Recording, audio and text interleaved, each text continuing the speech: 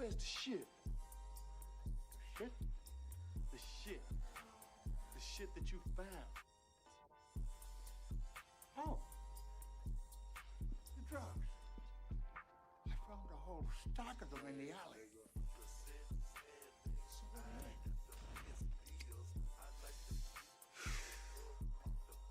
Good money. Yeah, we got some money, old man. Whoa, whoa, whoa, whoa, whoa. You get it when we get the shit. The shit. The shit. Drugs. Drugs, not get the money. Fool now. No. Don't be stupid, motherfucker. Now let's just get the shit first. And where it's at? Shit. Follow me. Now we go to shit. Woo! Shit. Moving around the rosies, huh? Yeah, but you do. The poopy pop. We gonna get the shit. Yeah, nigga, finna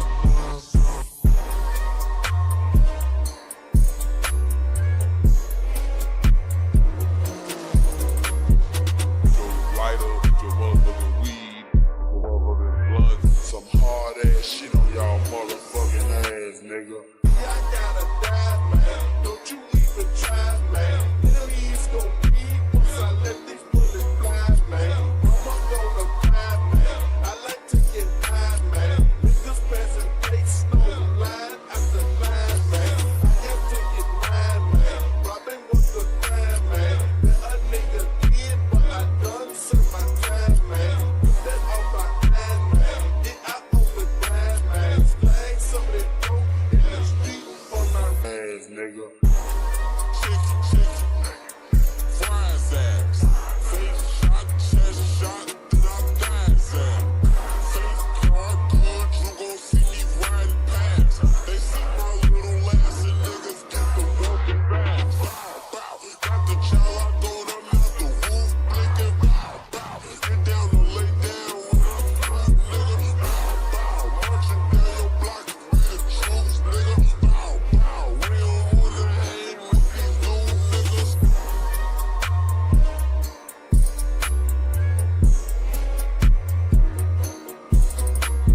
Get your lighter, get your motherfucking weed, get your motherfucking blunt, get your motherfucking weed papers, motherfucking ass, nigga. Yeah, nigga, finna find some.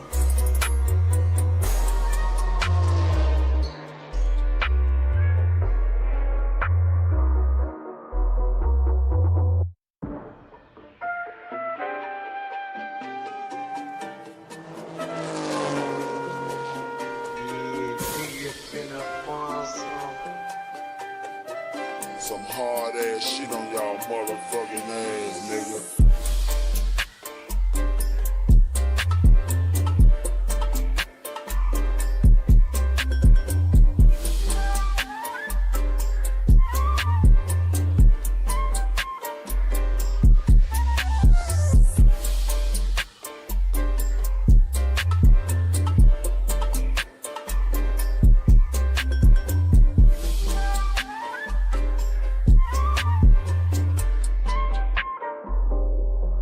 Finna find some. Whoa. I scared to kill you. I got no heart and no feelings, can't feel you. Smoking on op, they both smell like milk. Got your watch on my arm, give me chill. Blood my smash, spit that house on the grill. Better suit up before you go on the drill. I pop shit every time like I got diarrhea. Overseas guns sound like both fucks for real. COVID can't teach me, I keep cracking seals. Recipe code, folding to leave. Her I ain't gon' move, put your bitch in the sleep. She do niggas and her shit keep. Dirty stick, behind the gun, run illegal. Let's go, need to come with no serious. Shout them in 5 boys, smoke, you can't clear it. Don't talking. Get your lighter, get your motherfucking weed, get your motherfucking blunts, get your motherfucking weed papers, get your motherfucking bitches together, get your motherfucking pills, get everything you need to get to keep your ass so motherfucking fucked up. Some hard ass shit on y'all motherfucking ass, nigga. Get on loud, tell them bitches be quiet. If a nigga keep hating, he gon' make me start a ride. Coulda bought a house, but I spent it on a ride. And if I get any higher, I'ma really start flying. Tell me what you know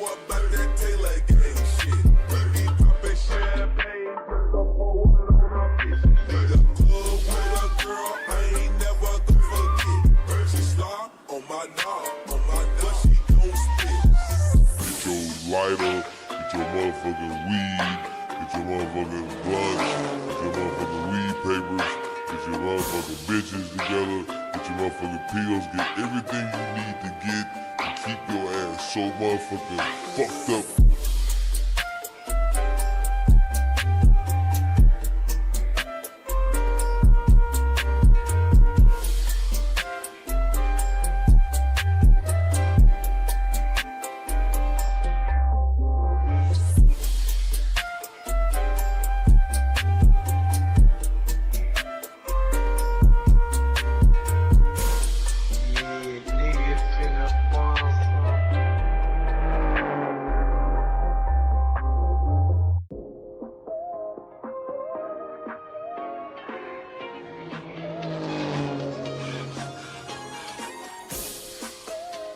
Yeah, nigga finna bond some.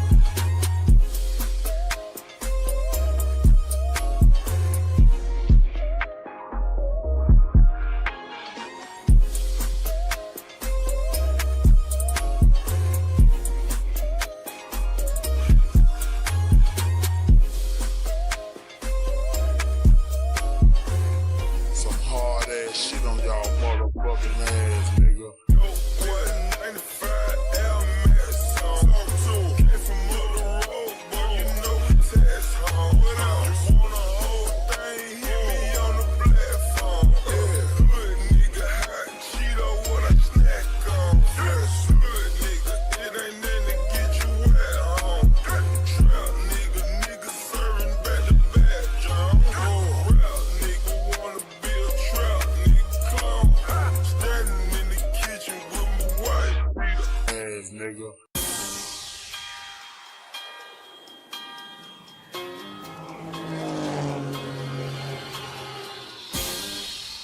Yeah, nigga finna bond some hard ass shit on y'all motherfucking ass, nigga.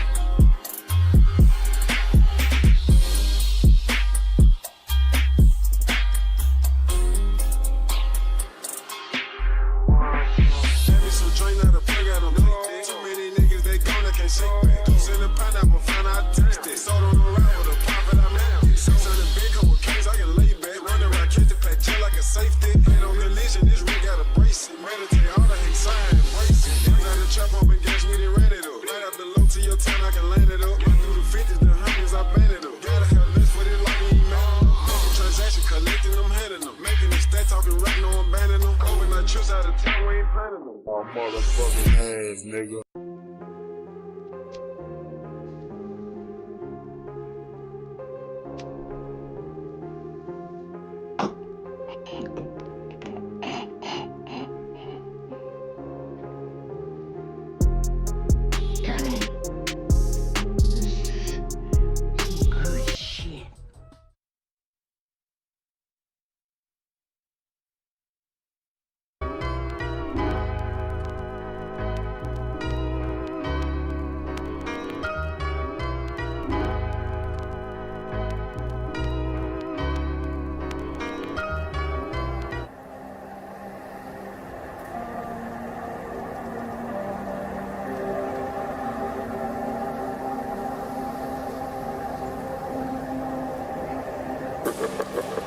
This is Miss Death Star, and you're listening to DJ Alpha.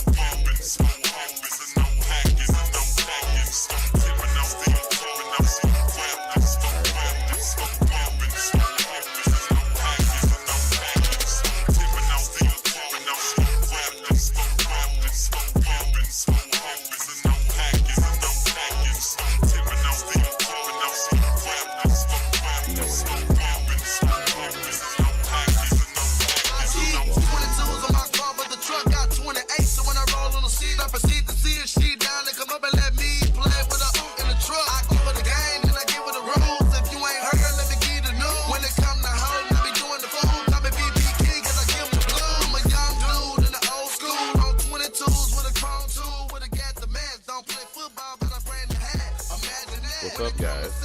You guys live it Saturday.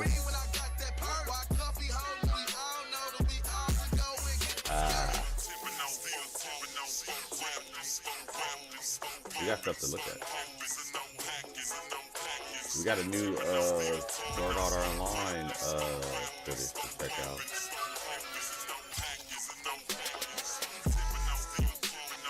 Along with some other game footage to check out. Today, what we're doing, we're going to be running some Ghost of Yosei to get ready for the Legends.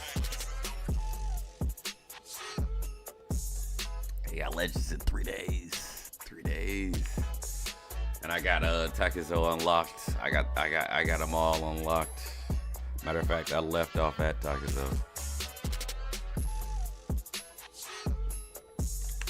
We got our coffee. I need to get some water, but we got our coffee.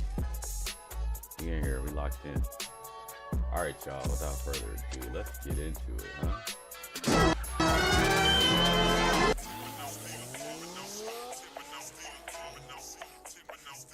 Okay. Everything's ready for us. Let's go.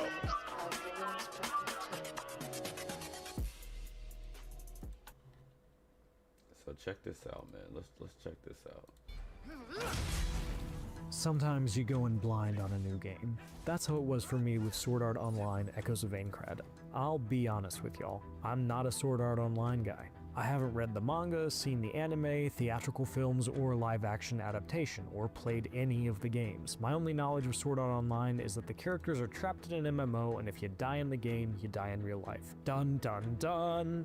That's a pretty compelling basis for a manga or an anime, but it's particularly interesting as a video game set in a video game. As it turns out, not knowing much about Sword Art Online made me the perfect guy to sit down with Echoes of Aincrad because, well, it's a little different from what's come before. With me. Right. Before we dive into that, let's take a quick step back and establish a few things first. Aside from a short story section of the tutorial that we don't want to spoil, I didn't really see any of Echoes of Aincrad's story. Instead, my time with Aincrad was spent doing a quest called The Lost Log. So what we're looking at here is this is a new Sword Art Online RPG, action RPG coming out. It's a single player action RPG. And IGN released this yesterday, actually. But that doesn't mean I can't talk about some of the narrative decisions this single-player action RPG makes. Maybe the biggest departure for the series is that for the first time in its history, you're not going to play as a pre-existing character who is part of the story. Instead, you'll make your own. Game series producer Yosuke Futami why they made the switch, he told me there were a couple of reasons. First, most games in the series have been set in the middle of Sword Art Online's story, which required players to have at least some working knowledge of the series. Echoes of Aincrad doesn't, and Futami hopes that means it will be more approachable for folks who aren't already fans. Second, he's hoping that by putting the player into the game world as their own character, they'll be able to experience the story of being trapped in a death game themselves, not vicariously. Neat.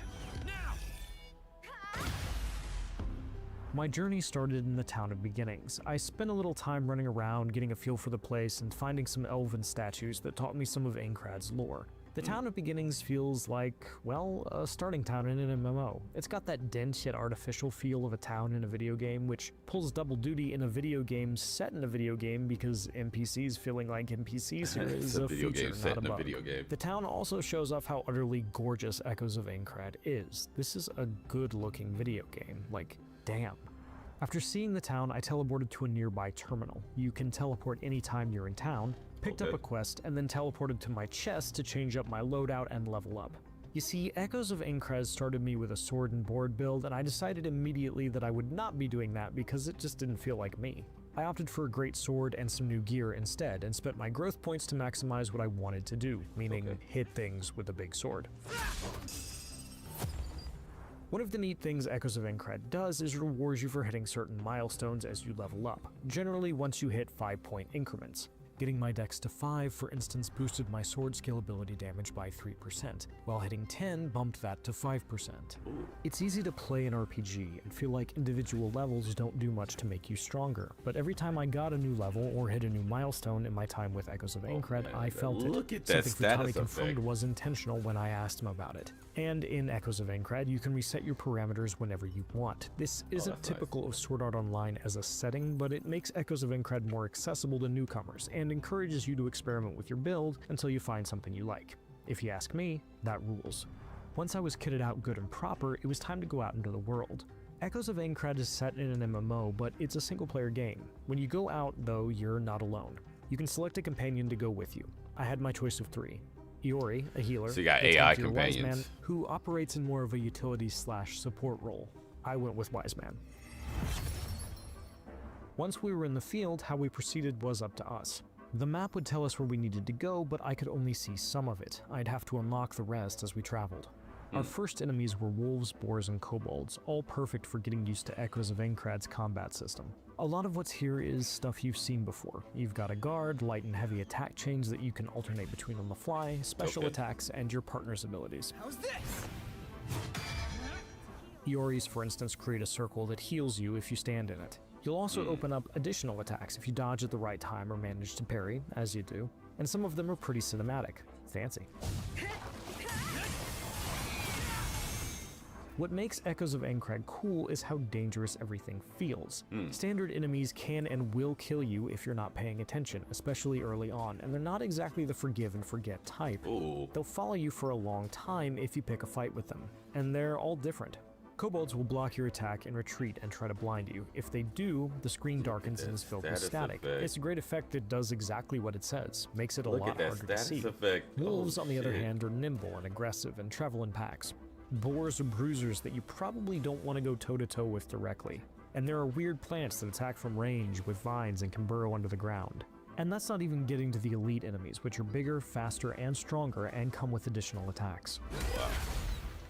By far the worst, though, were the wasps. They fly, they shoot poison, they hit pretty hard. Them boys is tough. So much so that I felt like San Andreas' CJ whenever I saw one. Ah, shit.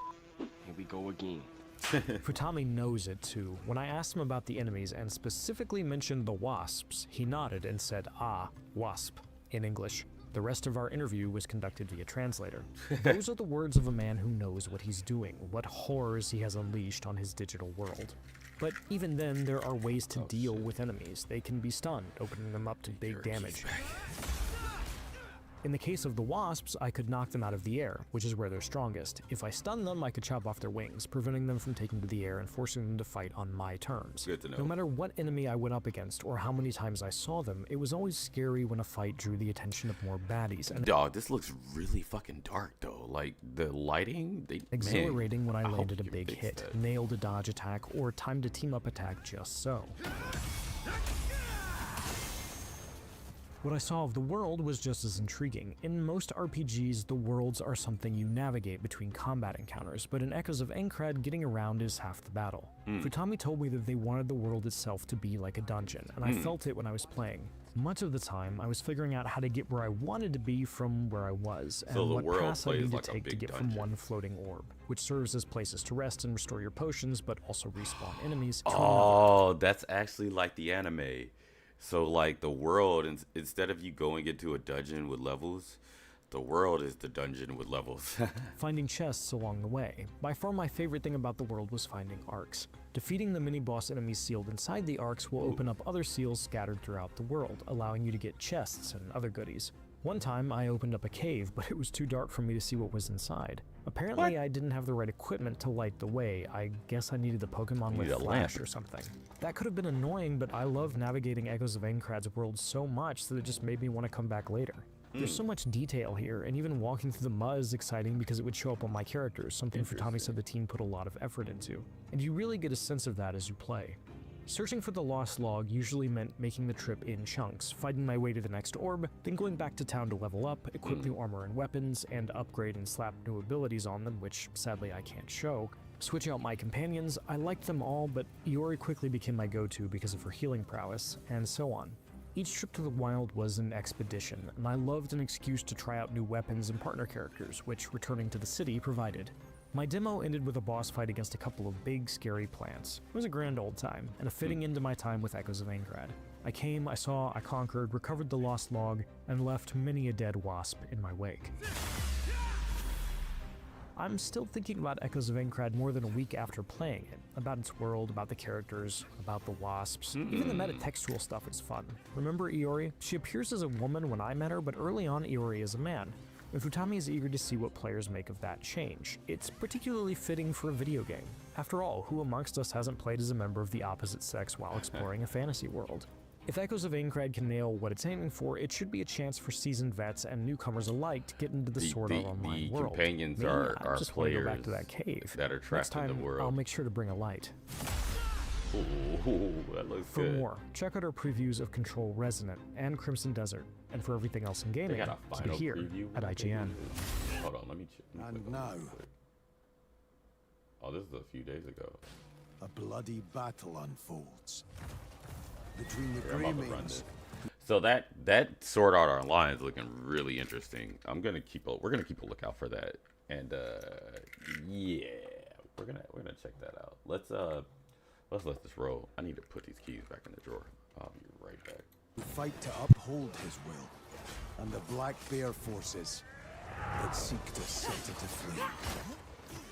Every once in a while, a particularly ambitious game comes along and immediately hooks the audience. In Crimson Desert's case, showing a grand-scale world that recalls elements of Breath of the Wild and The Witcher 3 quickly garnered a mystique for its ridiculously over-the-top ambitions for a new open-world action game. However, since its reveal back in 2019, it has taken a long time to get a clearer picture of how the ambitions driving Crimson Desert have taken shape. And now, in 2026, it's garnered some healthy skepticism, leading many to feel it might be one of those games that's just too good to be true.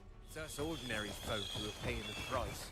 Thankfully, with the now firm March 19th release date fast approaching, we have some extended hands-on time with developer Pearl Abyss's large-scale single-player action game. After diving into the opening hours of this grand-scale sword and sorcery adventure, we got to see just how detailed and vast the world of Crimson Desert is in real time, and what sorts of oddball quests and brutal combat encounters are to come in protagonist Cliff's adventures across Pywell.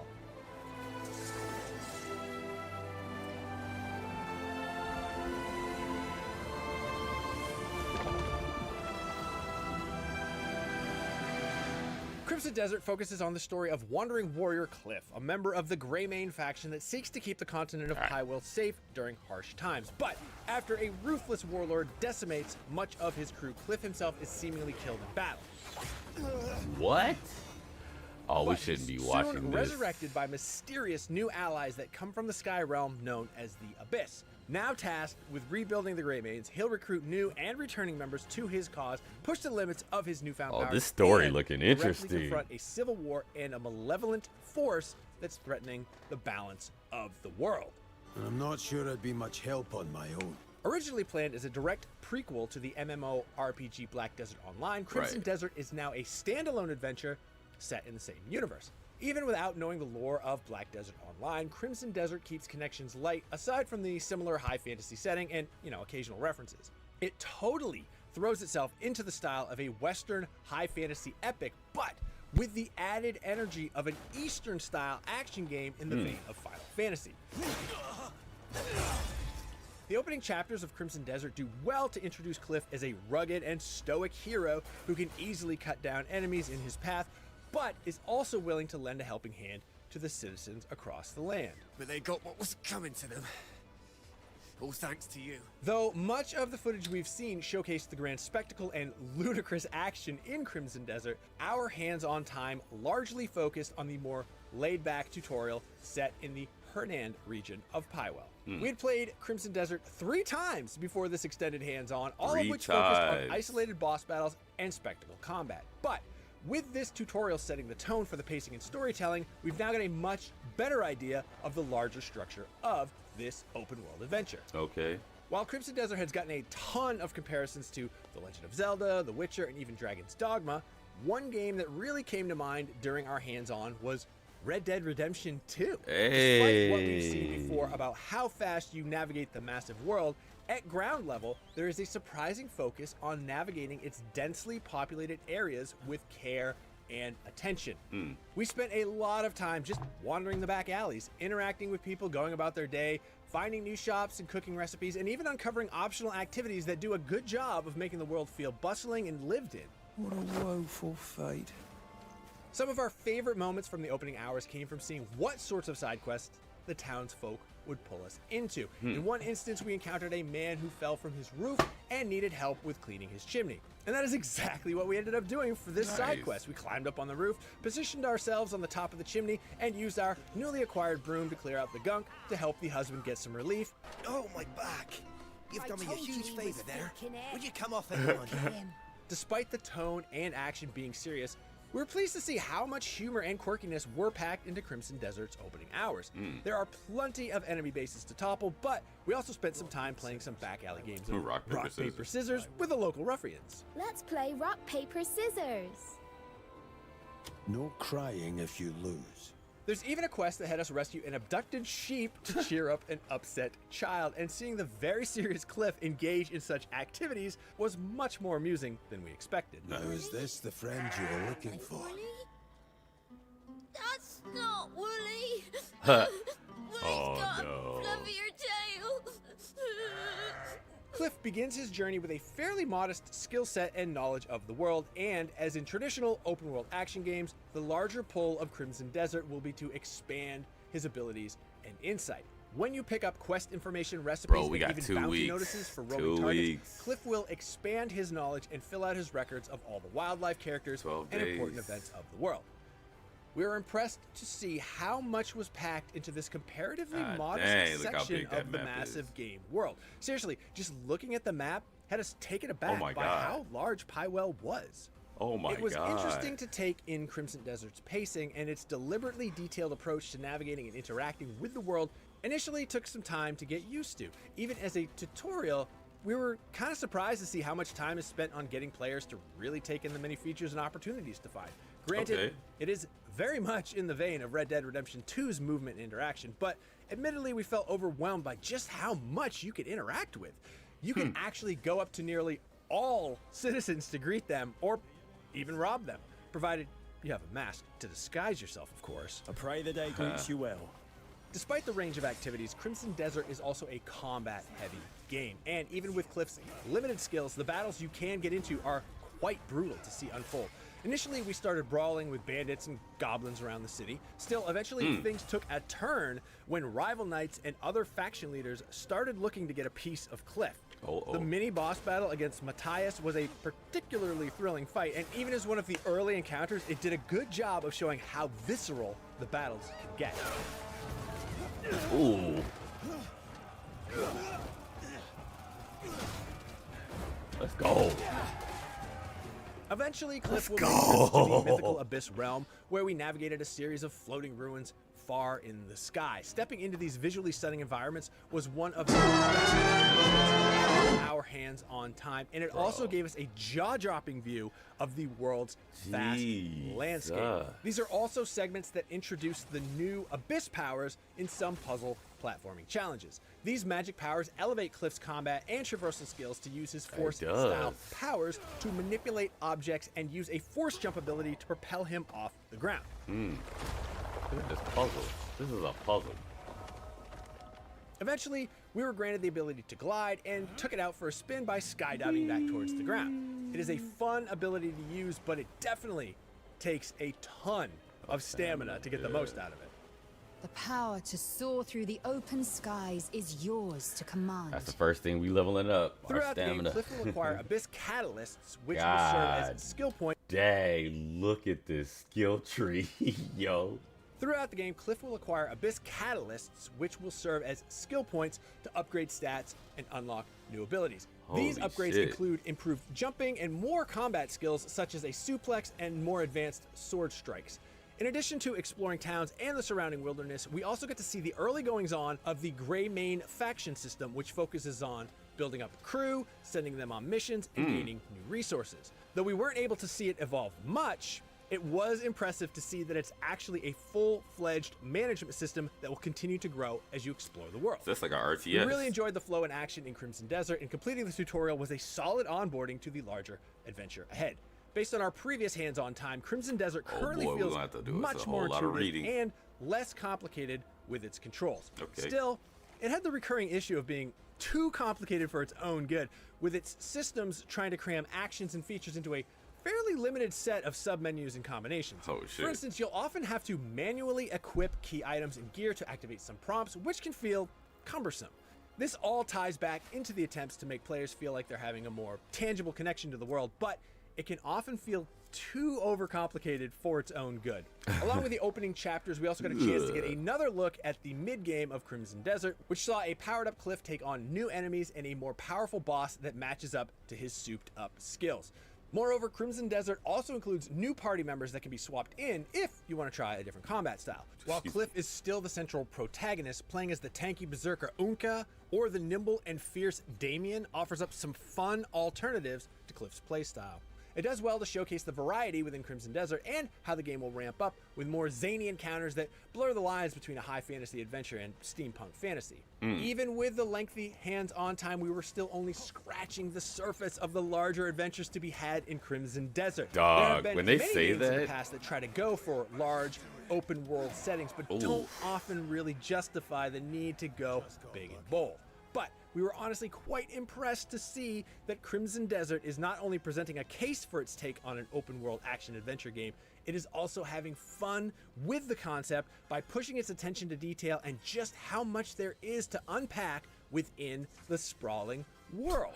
So far, Yo, Crimson Desert cooking is showing recipes. a lot of promise. It's certainly been on minds for several years now, which has invited a host of comparisons with other large-scale games. But our extended hands-on time has made us feel optimistic and intrigued by the game's maximalist action style. And that's gotten us plenty interested in seeing if the full game can deliver on reaching the same highs as other genre greats. For more on the latest upcoming games, check out our recent previews of Samson, Yeah, A man, day Tindleston one. Story, and WWE 2K26. And of course, for everything else in the world of video. Do I really want to check this out? Like, has it changed anything? Do we really want to check out? I kind of do want to check out this WWE. It looks like, yeah, he's donning the crimson mask after that move. Every year since WWE 2K22, it's felt like I write variations of the same opening paragraph that Right. ultimately end with one simple Wow, they got question. Logan How Paul does in an there annual now. sports game top what they did the year before? That question becomes slightly more complicated though when some, including myself, consider last year's entry to be the best it's ever been. Really? WWE 2K26's answer is simple. You add more. Lots more. That looks really tight. Oh my god. Ugh. This year, everything is expanded and built upon. And though no one thing feels like a particularly massive swing, every mode comes with incremental additions to make it worth your while. In fact, there was so much that not only does it feel like it's impossible to summarize concisely, but there wasn't close to enough time for me to sample everything in my few hours of hands-on. So, if you're interested in all the new updates to Universe Mode, community creations, My Faction, or Oh, The wow. Island, then I'd suggest that this isn't the preview for you. However, what I will do is focus on the central element that ties it all together, and the iterations that interest me the most, the gameplay. Small adjustments can be felt from the moment the bell rings. Last year's edition of Chain Wrestling has been expanded, allowing you to create moments tailored to each wrestler's sensibilities. With a quick press on the D-pad, you can now select to deploy unique motions, such as the handshake, a rush, or even drawing energy from the crowd. Oh, really? Championship. Some call it the ultimate prize, and it's up for grabs here tonight. There's also a more ambiguous approach option, which in turn creates a submenu Yeah, that for allows real, you to begin Roshi. trading blows, engage in chain wrestling, or just have an intense stare down. What may Okay. appear to be gimmicky actually works surprisingly well, providing more cinematic actions to Look at appropriately this. begin anything from a friendly rivalry to a blood feud. Previously, my default was always to run and attack, but these starting actions now add an Look at extra this. sprinkle to the already impressive spectacle simulation. It's not going to change Yeah, the way you man. play, but it successfully adds an extra They layer really of are welcome invested in the immersion to showmanship. each match opening. Whoa. Once the match progresses, things feel very familiar. Look at Rhea Match Ripley. fundamentals work very similar to WWE 2K25, aside from some subtle alterations to the reversal system, which is now more tied to the stamina wheels and Nice. barricade combat, which now lets you both climb up and duke it out during a balancing act. What? Most notably for me though, is an update to the collision mechanics, something that feels like it's been neglected for a while now. Ooh. Previously, discarded weapons lying around the ring served little purpose once they'd left your hands, often blending into the environment as decoration with no further impact on gameplay. But gone are the days of characters clipping through them completely, as in WWE 2K26, dropping a superstar onto steel steps, kendo sticks, or steel chairs matters, with what I assume is a damage level increase and a new, realistic reaction animation. Damn. Whip Sami Zayn into a cinder block and it will break under his weight. Riptide Bron Breakker onto steel steps and his body will crumble around its shape. Ooh. Discarded Oh, weapons now okay. have added value and contribute another step towards matching the WWE television experience. The standout of these interactive weapons though, and my personal highlight of WWE 2K26, is actually a brand new addition for the series. Something that feels like it should have been around Put forever, nails but on there. finally makes its debut this year. Thumbtacks. Thumbtacks. Lift up the ring apron and your weapon wheel will now have a bag of There's a violence weapon- ready to there's a deploy. weapon wheel Simply under the pour the ring dozens now. of metal pins onto the mat and you're ready to turn your opponent into a human pincushion. Ow.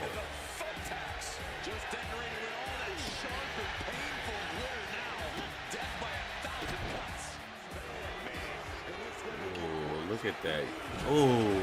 Oh. Attacks aren't just reserved for finishing moves either. Any slam in the proximity of these nasty spikes will decorate their back, knees, and forehead in Ow. silver, helping you finally recreate gloriously violent WWE moments like Cactus Jack's face-first descent into a pile of Yeah. violent objects by a Yeah, sinister you remember Triple H. this? You remember this?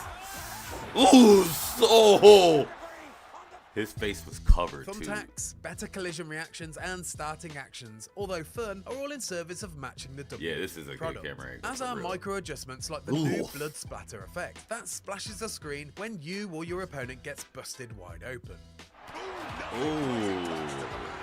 Drama and storytelling are the name of the game, and this year also receives a vital upgrade in its voices, with the additions of Booker T and Wade Barrett to the commentary Oh, table. shit. The latter not only offers a different accent to the soundtrack of your actions, but They got both Booker bring a T new in it sense of as a excitement commentator. that's hard to quantify, but vital to keeping the series sounding fresh. All gets intercepted and that Ugh. window of opportunity gets shut down. This is ugly. This is bad, man.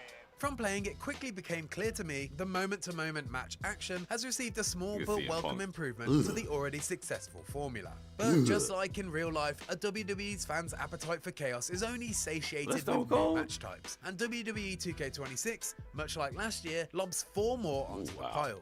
3 Stages of Hell, I Quit, Ow. Dumpstamp, and Inferno matches. The Inferno match, which surrounds the ring in a Holy wall King. of flames, is undoubtedly the And most Undertaker. visually impressive addition. Much like its sporadic appearance on WWE over the years, it's certainly a spectacle and a worthwhile inclusion. Although, like last year's Underground edition, it's hard for me to invest too much time into a match type that limits your ability to Right. use every inch of the ring. And it always feels less enjoyable to me to conclude a fight in anything other than a pinfall or submission. Because of this, I didn't spend much time with this fiery new mode, but its addition is a welcome one, even if it's only from a WWE historical perspective. The dumpster match also helps fill the gap in WWE's legacy. In practice, it's a reskinned version of the casket and ambulance brawls, but it's hard to see what they could have done differently from a gameplay perspective. It's also nice for 2K to tick off another match type as developer Visual Concepts slowly but surely works its way through all the crazy concepts that we've seen throughout WWE's history, regardless of their real-world success. Although saying that, I would be surprised if we see a Punjabi prison or Kennel from Hell match anytime soon. Feel free to shop me though, WWE 2K27. We're down to one door, Mago. When it comes to fresh match types though, the most exciting addition for me is the long overdue return of the I Quit match. Notably different from the ever-present submission bout, which just limits the decision to a legal tap, rather than the all-out warfare and humiliation that the I Quit match can deliver. Proceedings begin like any other hardcore match, but instead of pinfalls or traditional submissions, the fight will now only end when you or your opponent verbally say "I quit" into the microphone, with the referee also audibly making requests. Really? Referee doing their one job here, checking to see if we're going. No! Refusing to give up.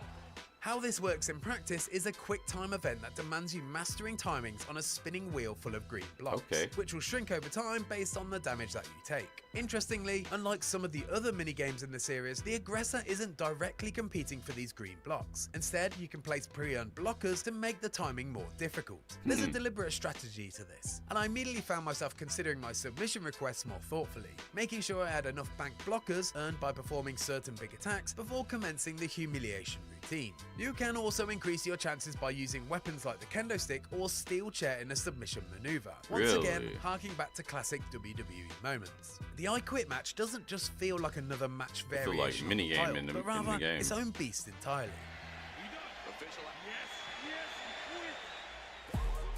All of this year's adjustments serve the wider presentation of WWE 2K26 and that ever-moving, monolithic WWE dragon that they're always chasing.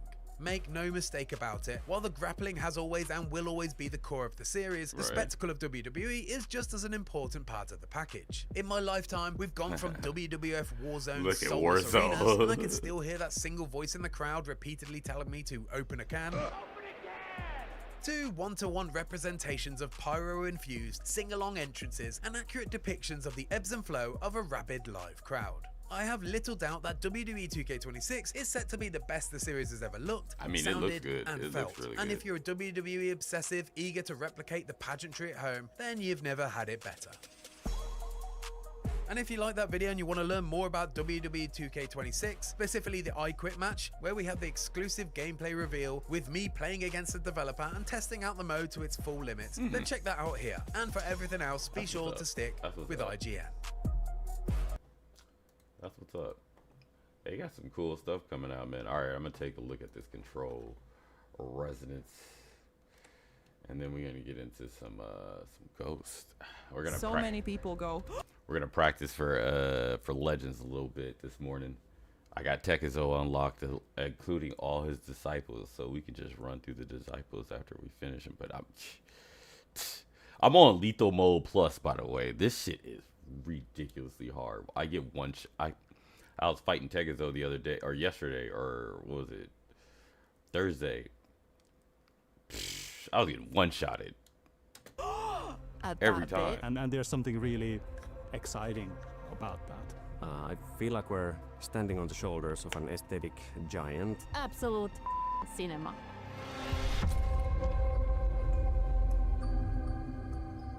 You guys picking up Control?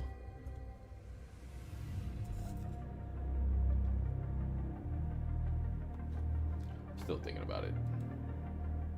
My name is Mikael Kasurinen, and I'm the creative director of Control Resonant. I'm Juha Vainio, I'm the executive director.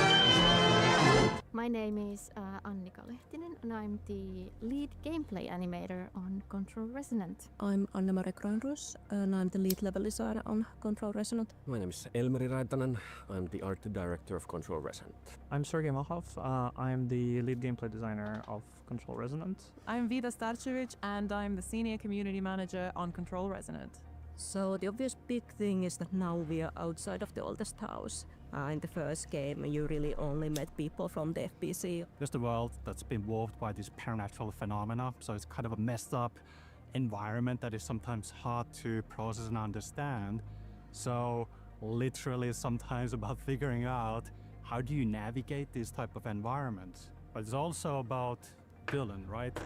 He is new to this world. He doesn't quite know himself either, so sometimes he's not quite sure like how to deal with certain things that he faces. We got to apply a lot of the lessons that we learned from the first game to the sequel. First, we had to figure out what it meant to make a Control game, what made Control special, and what we could improve about it. Yeah, it's been a long ride, but I think the results will speak for themselves. Feel like we're standing on the shoulders of an aesthetic giant, so to speak, and for many years now, the developers and the players and Dylan, Faden alike, we have been staring at these oppressive, brutalist walls quite closely, so I think it's time to get a breath of fresh air. The first game is inside the oldest house, in isolation, and it's about Jessie, who's come from the outside world into that space, right? She's new to that reality. She hasn't seen any of this stuff before. So she learns a lot about these supernatural forces and the nature of the FBC and all of that, but she's kind of trapped inside. Dylan, he's always been inside the oldest house, or for 20 years, his whole adult life. That's normal to him. So it feels poetic and right that now his journey is from within that place that we saw in the first game to the other direction. It's a reverse journey compared to Jessie, going from that isolation, captivity, that strange place that is normal to him, to the outside world. And that outside world is weird and strange to him, yet familiar to us. And there's something really exciting about that. Things that I'm most excited about for players to actually experience is all the cool new ways you can finish off all the enemies, because we've put a lot of emphasis on that. Another thing I'm super keen about is the balance between the aberrant, the melee weapon, and the supernatural powers that Dylan has. So you can get really close with aberrant, and then you can take a step back and use the supernatural powers from a distance. One part of the experience that I'm very excited about is the sense of motion that you have through the world. We put a lot of energy into it, and many of you have already seen Shift, the way that you can tap into these gravity anomalies within the world, and the whole world can kind of rotate, basically. And we're really tapping into that, like finding these mind-bending journeys through the world where it's being naturally shaped around you as you navigate through it. I am excited to see players experience Dylan's story, because there have been so many players that have found themselves in Jessie's story and that have loved Jessie's story. And Dylan was kind of an enigma in the first game, so now we are going deeper and we're going to figure out who this guy is, where he's been, how he's gotten to the point where he is now. With Control 1, we wanted to establish a new world, basically. It's a new IP, a new experience, and so on. And we have this perspective of a character who is also new to this world. Jessie didn't know what the oldest house was about. She didn't know about the supernatural forces and so on. And we get to learn about that together with Jessie. And I wanted to replicate that feeling with the sequel as well. We call it the sequel, and it is a sequel, but it's also an independent product that stands on its own feet. And to me, these games go together like two siblings. So it's like a sequel, but each belong to the same family, spin-off. But they have their own identity and desires and own fates, and they are connected. Control is a game that at the point of shooting this, it's like 7 years old, and I feel like the way that the culture, the internet moves these days, you don't really get that kind of staying power with a lot of games. Like there's only a select number of games Game that of the you can Year think of 2019 that people are still talking about the way that they talked about it, with the same sort of zeal and love that they talked about it when it launched as they are 7 years after it launched. So that's been incredible to witness, and it's been so humbling to witness, and I don't know what to do with myself when I see people, 7 years in, talking about how much they love Control, how much the game meant to them. What I think resonates with Control audience and makes it one of the biggest IPs we have is the fact that we are doing things gameplay first in the Control franchise. So story has always been in the center of Remedy games, and story is super important for us as well. But when it comes to the second-to-second combat and traversal, we've really gone to town with gameplay, and we already did that with Control 1, but now with Resonant we are taking it to the next level. So we have the biggest gameplay team in Remedy history working on it. Returning players will definitely get to see a lot of familiar faces, familiar phenomena. The hiss and mold are there, but of course we're introducing a lot of new things as well. It's a fun layering of familiar things, but definitely facing new challenges. Huh. Okay. I'm interested. I think the team really poured a lot of themselves into this game and really listened to the community and to their love and to their criticism for Control, and just improved on it in Control Resonant. We as a studio, we have existed for 30 years, so there's a really loyal fan base that mean a lot to us. Okay. And as we created Control Resonant, it had a special meaning to us. What we wanted to do was make sure that the fans get to experience the things that they've experienced with all the Remedy games in the past, yet at the same time, we wanted to do something new and unexpected, something that we're also invested and excited about, to expand the universe and do new things. When the trailer came out, it did feel bigger, and I think that's what stood out to me the most. Like, oh my god, all these people who I wouldn't think were a Remedy fan saw this and loved it. And I think my favorite is just seeing that bit in the trailer when Dylan walks out of the subway and he slams the Aberrant open, and so many people go at that bit, and that's just so nice to see that. All right, well, shit. Do I have to play should I play the first one? Should I try out the first one just to see?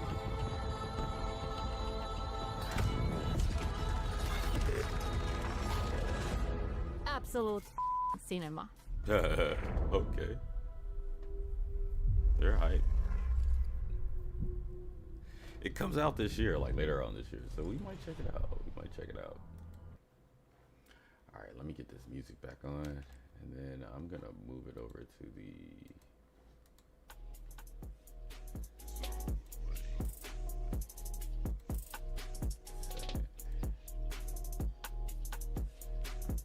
So guys, we gotta look at Control, Crimson Desert, Sword Art Online, WWE 2026, man. This look.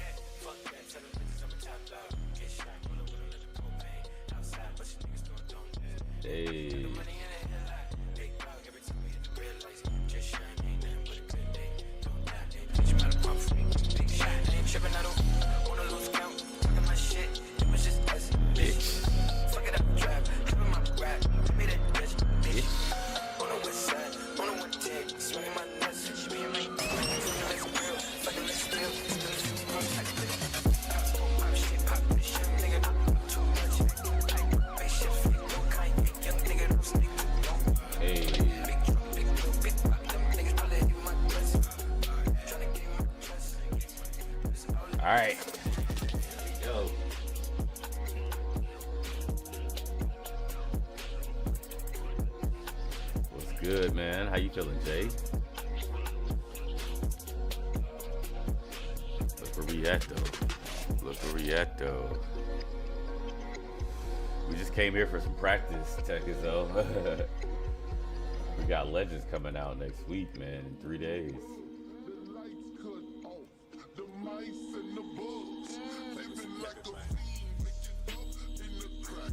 We got to do this.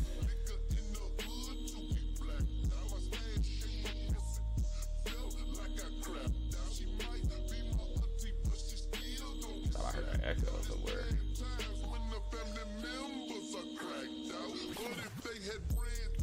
Yo, I appreciate everybody coming through and shit. Like, we just take a look at some upcoming games. Crimson Desert, of course, Control Resonance, WWE, and there's a new Sword Art Online game coming out that looks really cool. So we're gonna be keeping a lookout for these games. And of course, we're getting Crimson Desert day one, bro. And then 007, I think, is in what, May?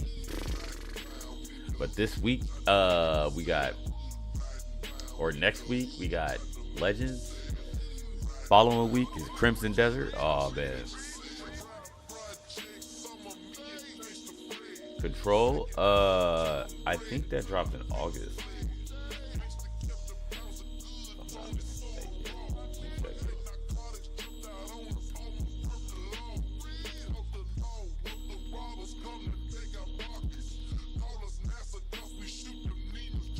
Oh, it doesn't have a release date, actually. It says second quarter of 2026, so you're looking at summertime. Most likely summertime. We will keep a lookout for it, though, for sure.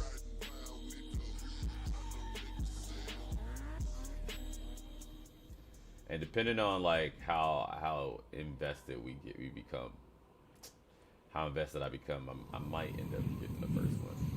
Just trying out the first one. But yo, we need this practice because we don't know what to expect next week, and I got all these disciples unlocked. So let's try to run through them real quick and see if we can. Wait, can I? Do I have to? Because I can.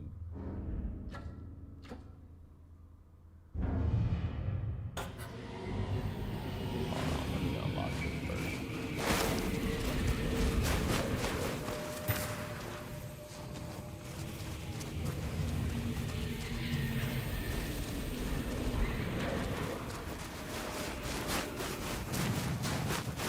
So I have a fast travel. Because I know I have a fast travel here. So let me. I forgot how to get to that shrine.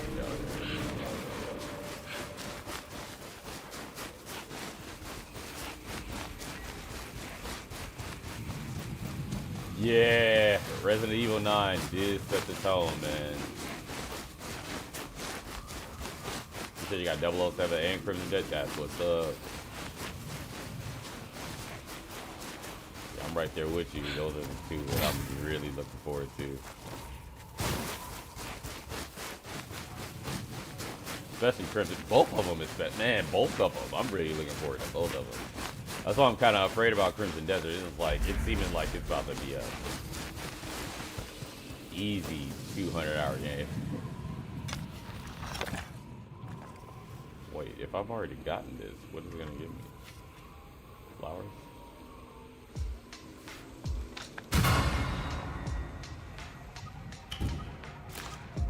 Yeah, it gave me flowers. Special flowers. Alright, let's try to get to this shrine down there. I don't know if the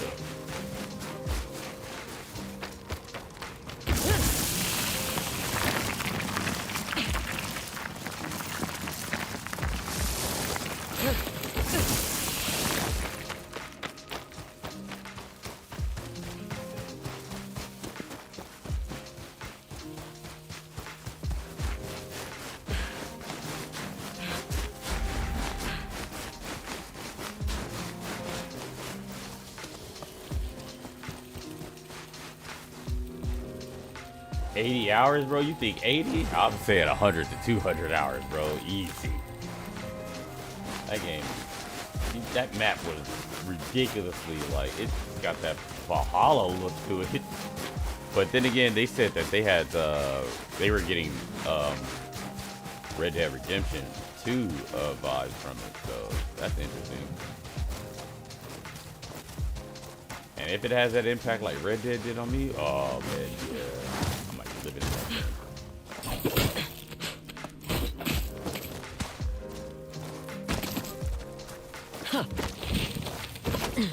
But they did say the main story is a small portion of the content, so exploration is what it's all about, especially since they reward you for exploring. And it has world politics, bro. Each region has its own set of politics.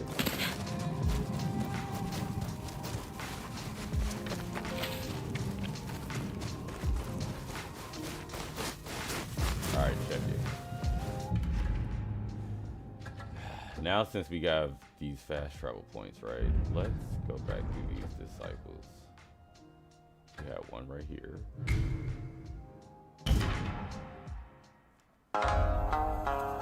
And this is the thing about New Game Plus, we can just replay this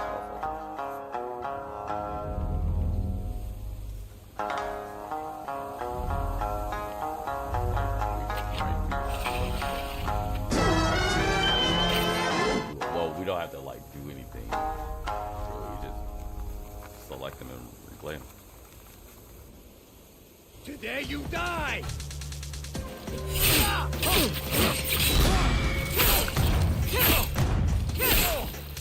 Trying not to get hit.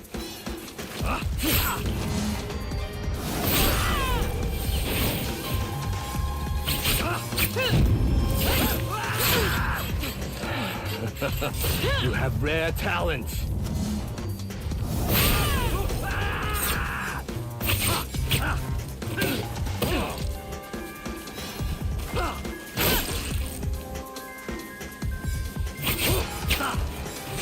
Ah, shit. How disappointing. You're nothing!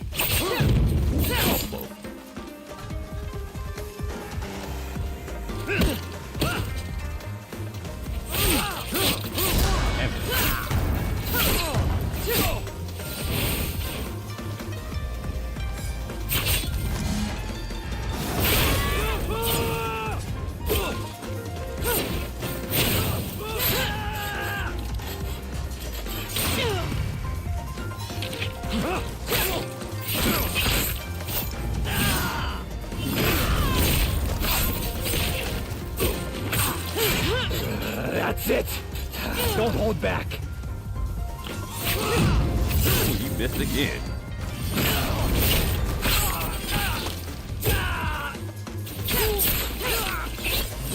Oh, shit. How disappointing. Yeah. Today you die!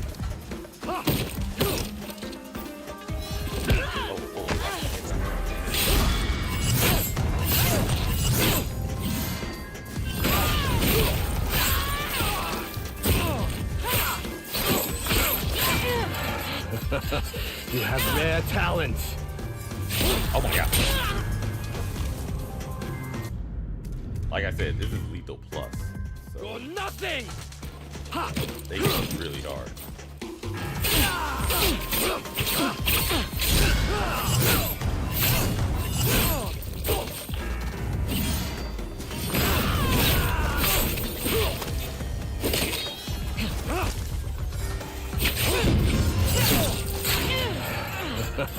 You have rare talent.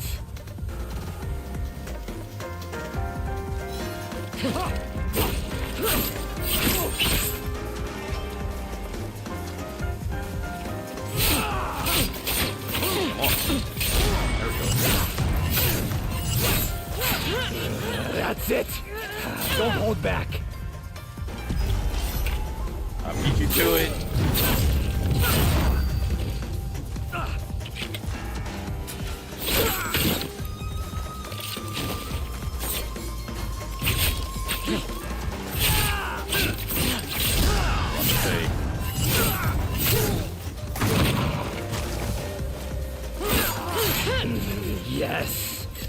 Someone with true skill.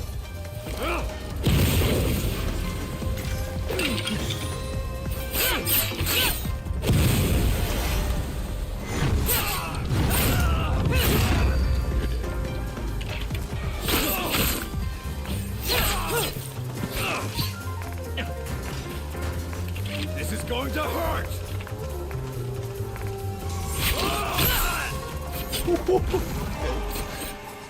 I want to try to get that without getting hit, though.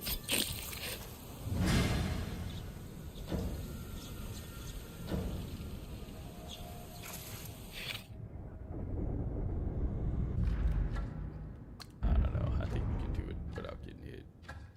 How was this one? See, there is a difference. I did this one perfectly, and look what I got. I got an emblem for it.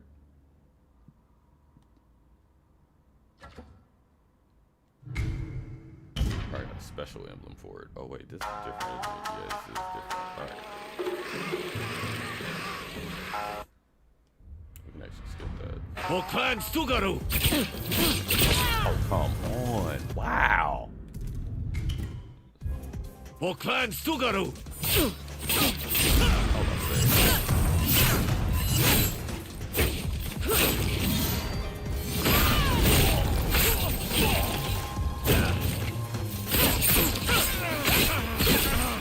You will not stop me! Prepare yourself!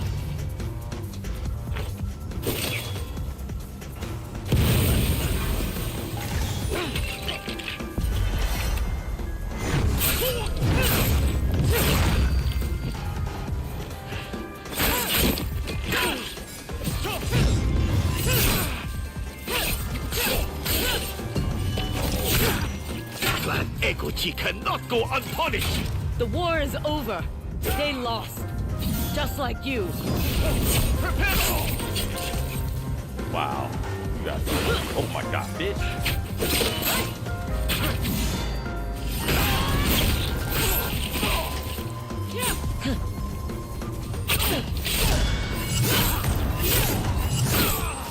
I will avenge my brother!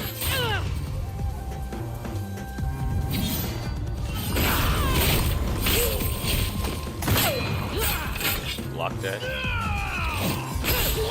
Let's go. Oh, we got a flawless victory.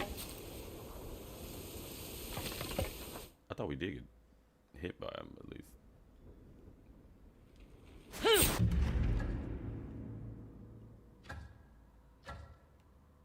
What was that? This one? So that's for flawless victories. So that's not a flawless. Same with this one, right? Let's try to do, well, we already got that one. Let's try to do this one.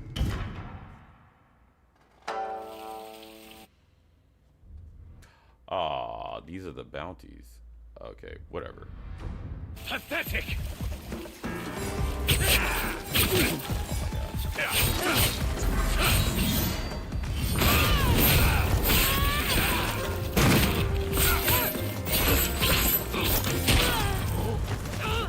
Your death won't keep the music satisfied for long.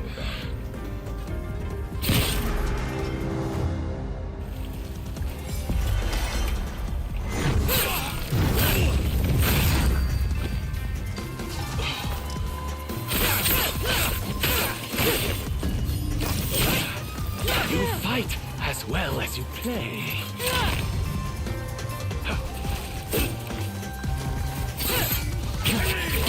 Oh no!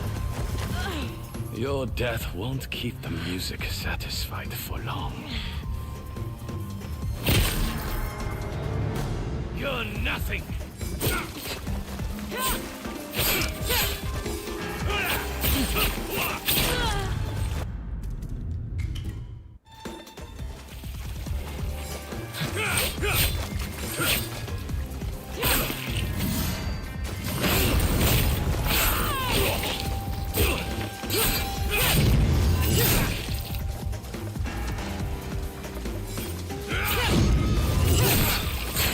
fight as well as you play.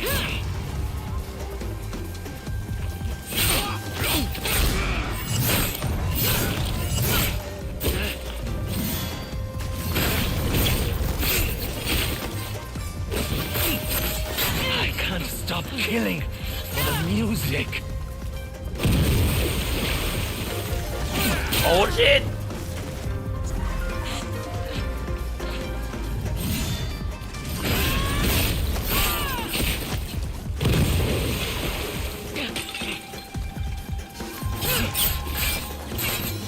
Oh shit. Your death won't keep the music satisfied for long. Yeah, see, he's different. This was the Pathetic! for the bounty.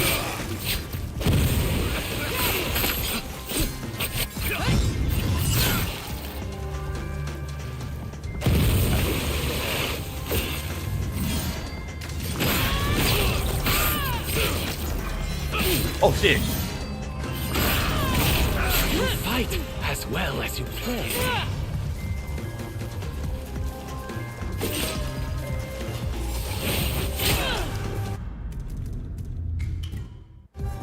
You're nothing.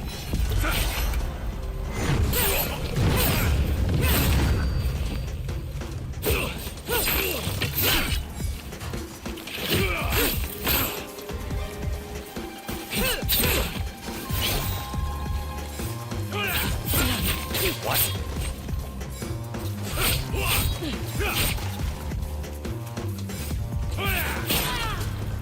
Damn.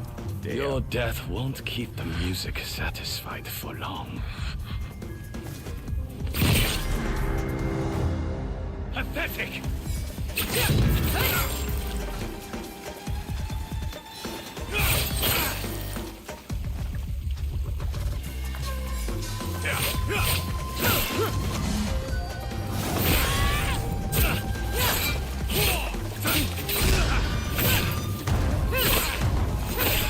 You fight as well as you play.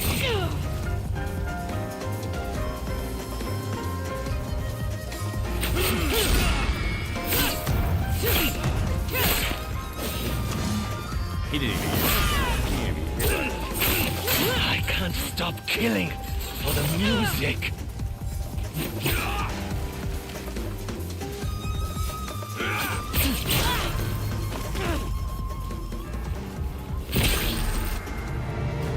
You're nothing.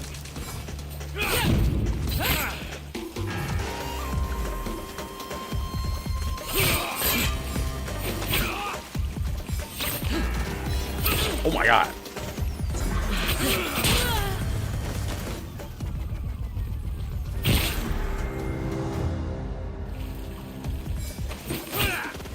It is a lot.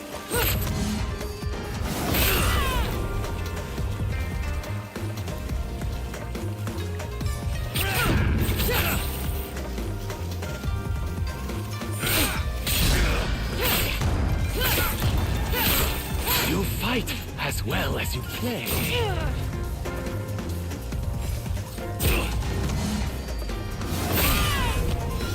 Oh shit.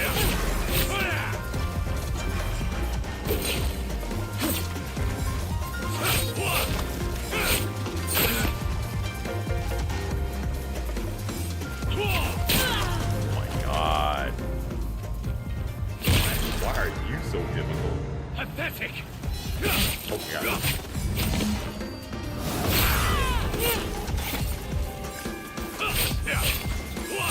Oh my god.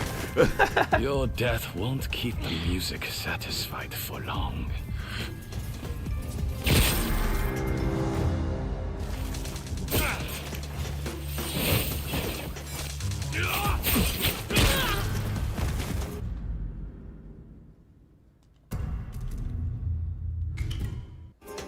You're nothing.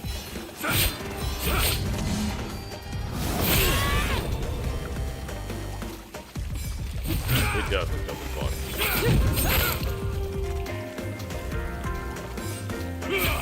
Oh my god.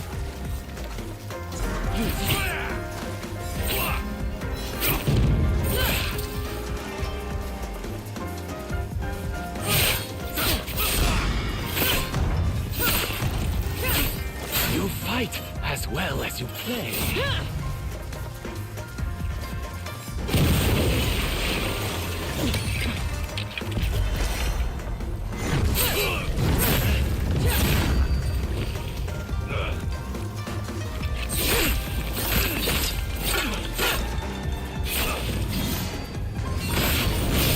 I can't stop killing for the music.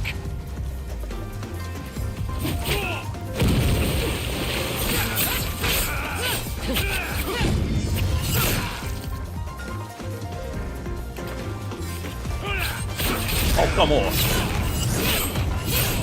I'll play you a beautiful song when you die. Exactly.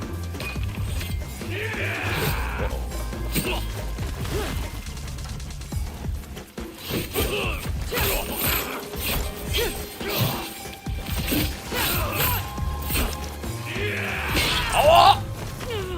Your death won't keep the music satisfied for long. Definitely getting ready for Legends.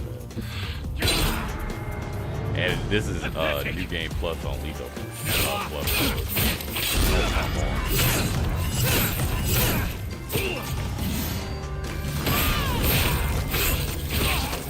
You fight as well as you play. Oh no.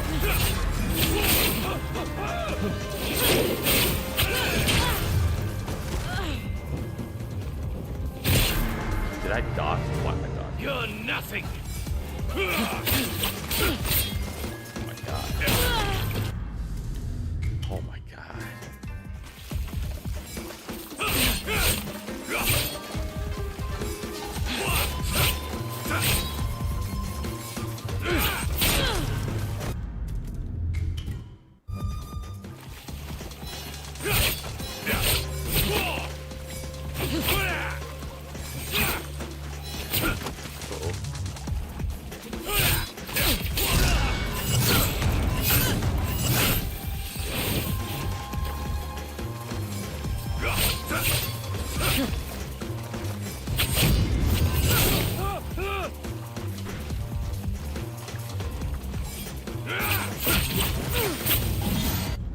Hold on, man.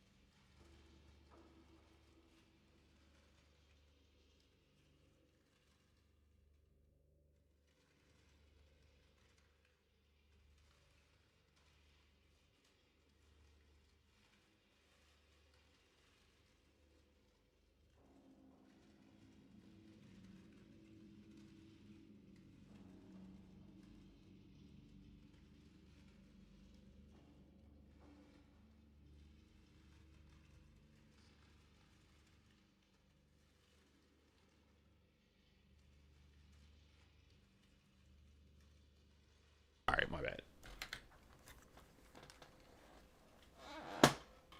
Yeah, that's what's up, man. Yeah, I wanted to play through the duels again. You fight as well. I accidentally picked this one. Damn, my game is kind of loud. I accidentally picked this one. As you play.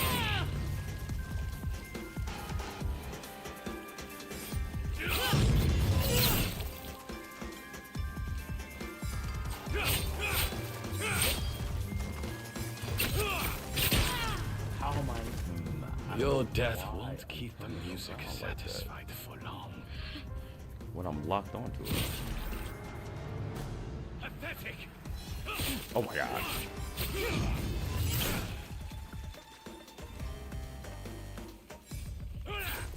Oh my god.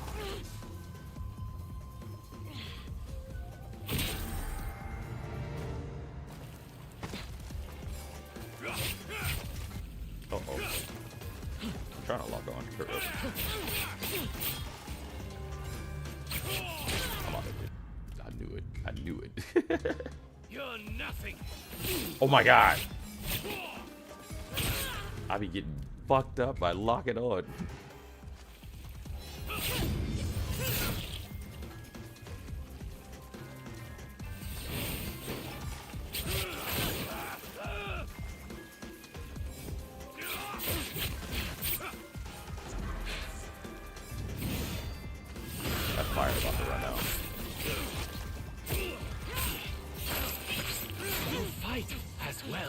play.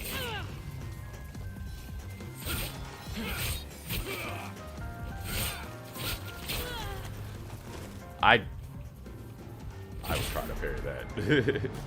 Pathetic.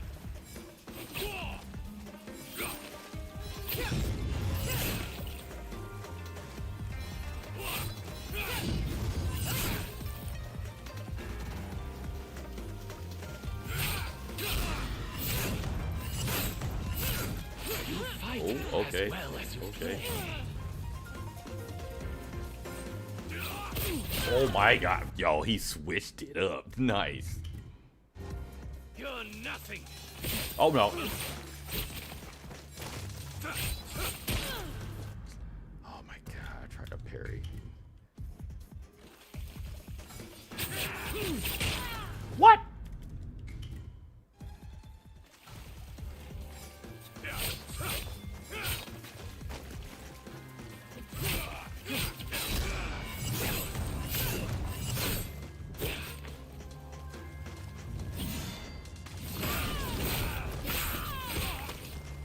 You fight as well as you play.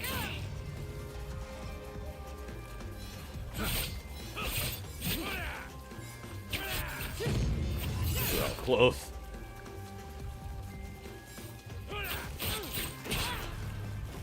Really? He went one blue glint and then the rest were all just regular attack.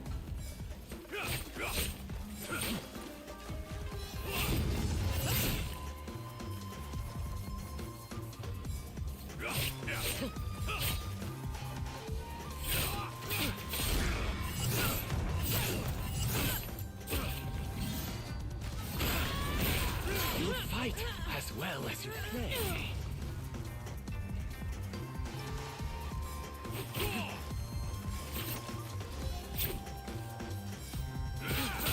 Oh. He caught me with that too. You're nothing. What? I tried to dodge. That works.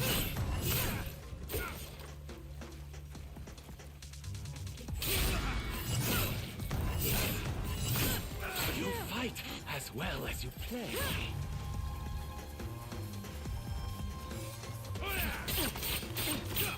I didn't parry any of that.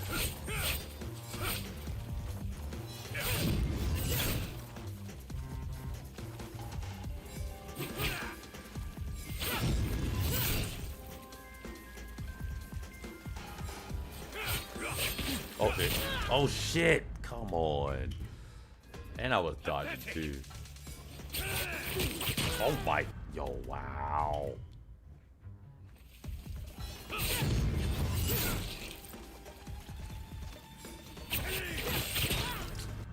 Yo, that fucking thrust. Oh, oh.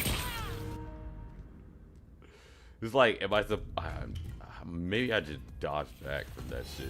Uh-oh.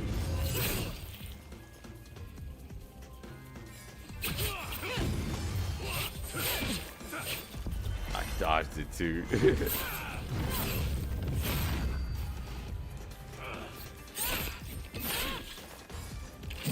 Oh no, you can't.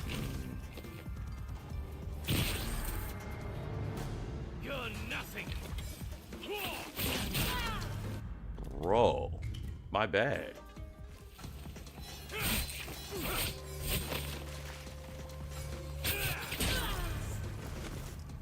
I just healed. Like I said, Lethal Mode Plus, bro, you get one shot. It don't matter. It doesn't matter how much health you got.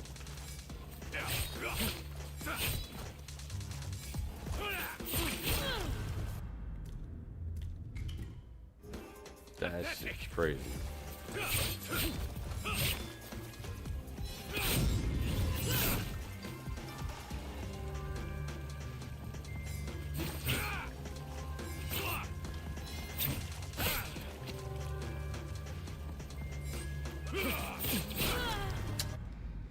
That shit is crazy. It's just so fast. I'm about to say.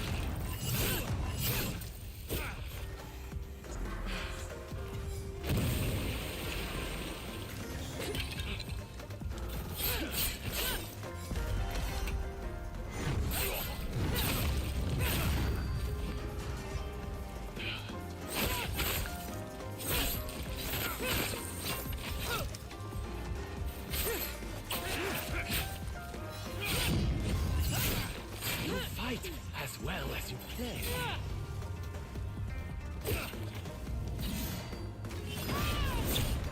I missed 2 hits.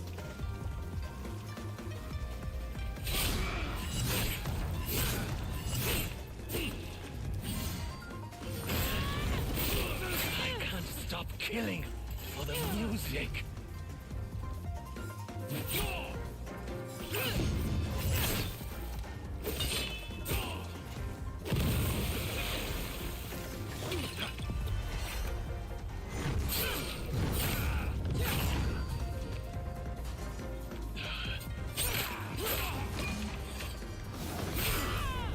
I'll play you a beautiful song when you die.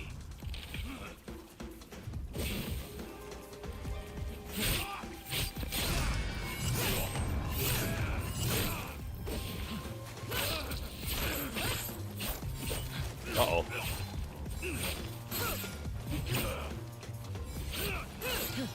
Come on.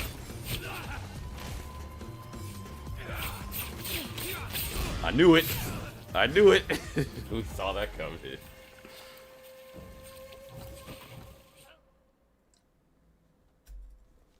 All right, let's see. This is a bounty. That's a duel. We did that one. And there's another duel over here.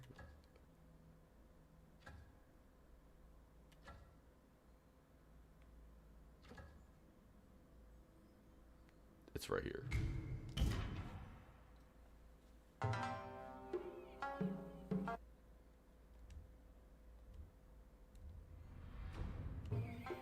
I will make you bleed. Yeah, if you can't get perfect parry, it's gonna work again.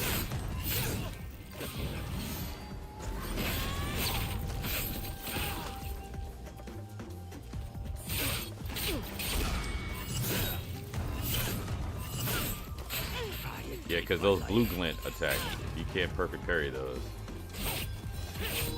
Uh-oh. You gonna get fucked up. I don't fear death. Pull out the commas. Oh, I didn't mean to do it. I think I can pick those up. Oh, yeah. Oh, shit.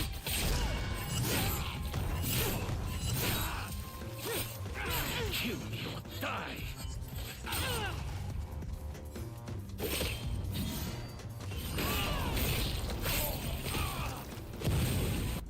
How about they?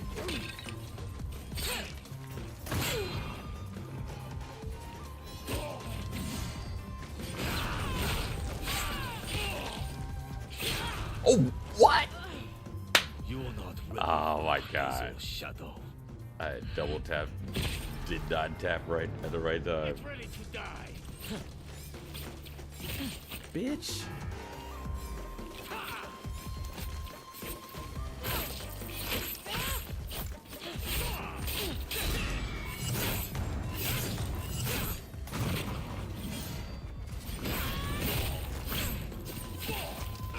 Try and take my life.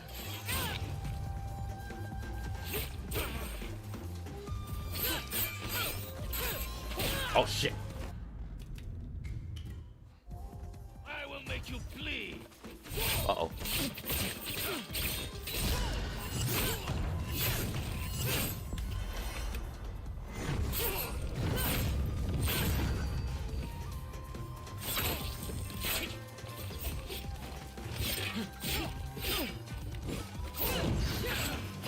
Try and take my life.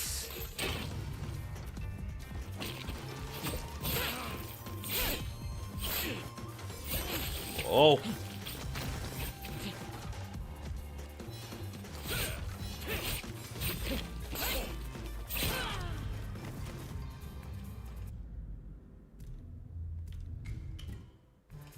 Get ready to die.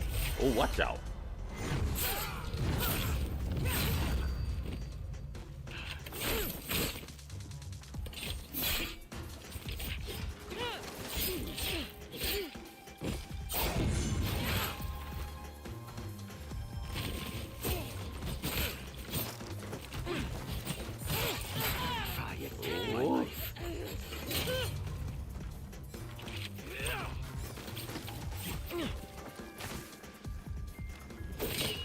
Bullshit. Fuck. I wanted to fucking pop a smoke. I will make you bleed. Oh shit. Oh shit.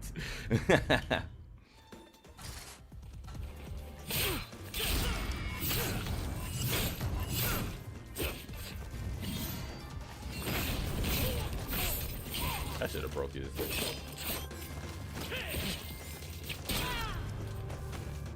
You are not ready. I'm sitting there trying to like, you know, dodge. Uh-oh.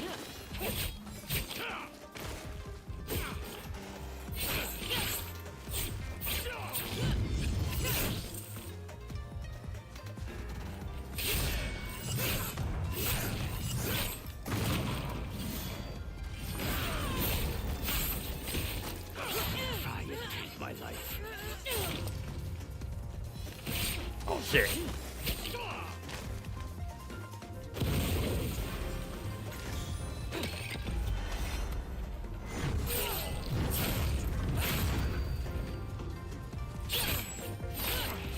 I don't fear death.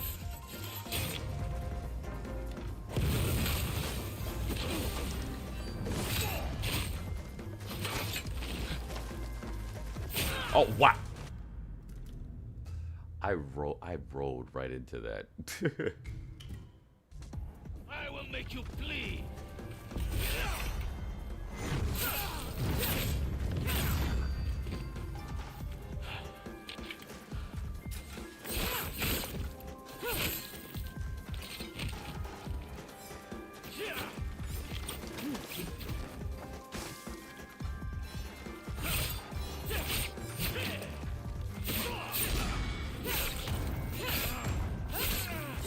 Try and take my life.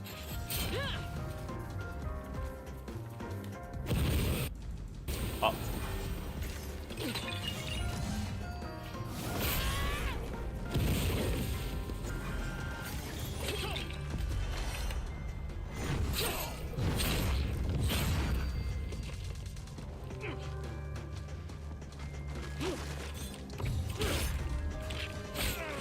I don't fear death.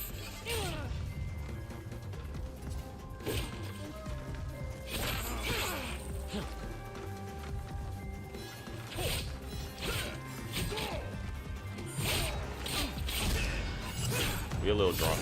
Be a little drunk.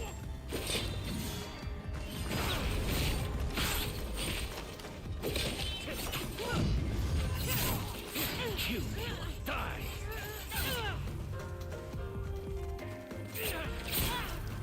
What? I was parried. Yo. Oh my god. I was parried. Get ready to die. Come on.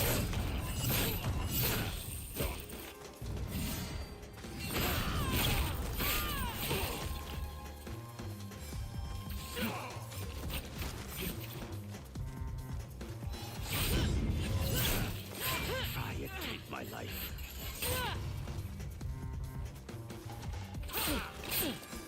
Oh.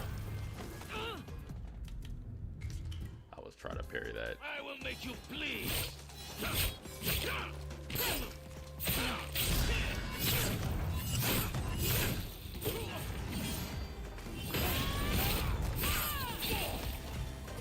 Oh. Trying to change my quick fires.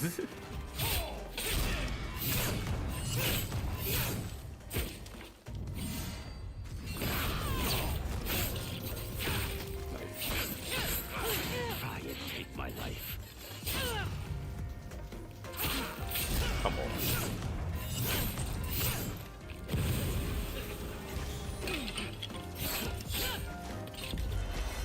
I knew it.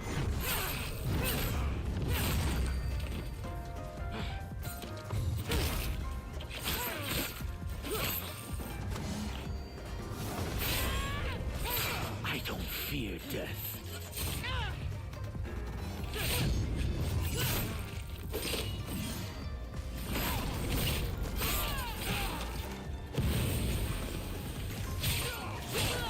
Oh no!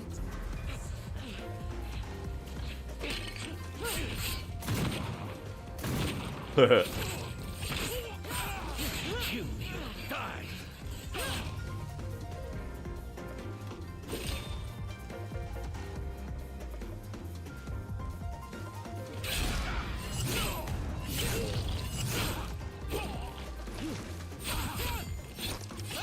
Oh no! Damn it! Get ready to die.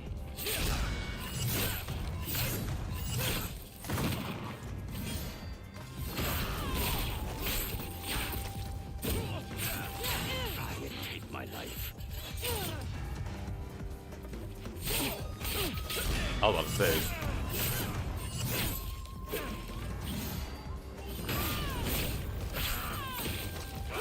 I don't fear death.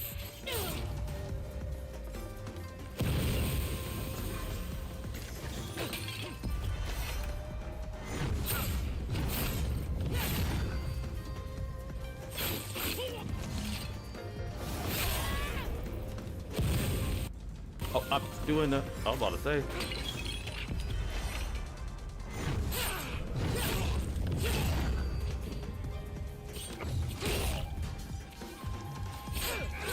You will die.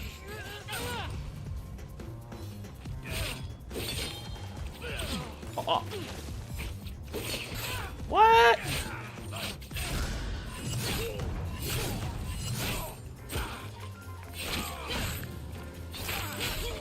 Let's go. You got what you wanted.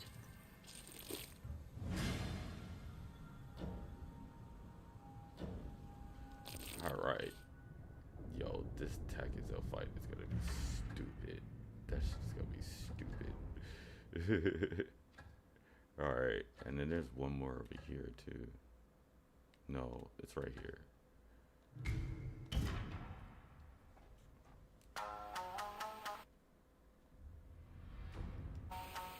I will make you bleed. Lose it. I tried to dodge.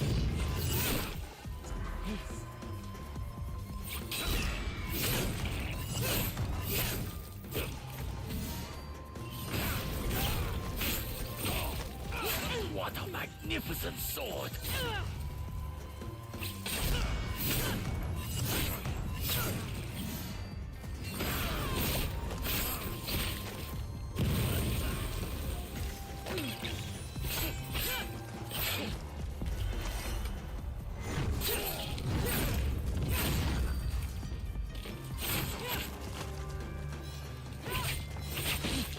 My God, come on. I just wanted to throw that at him. Get ready to die. For sure, man. Take it easy. Have a good Saturday.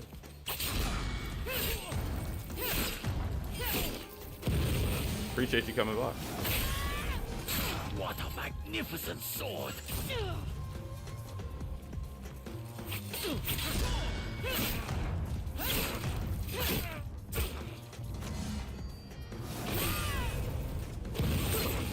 Your blade sings! Oh my God. Oh my God. I will make you bleed!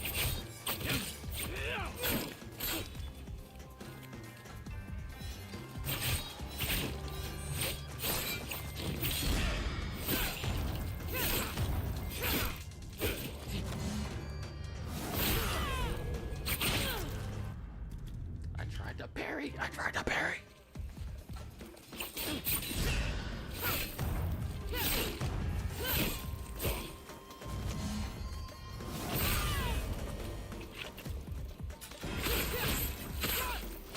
What a magnificent sword!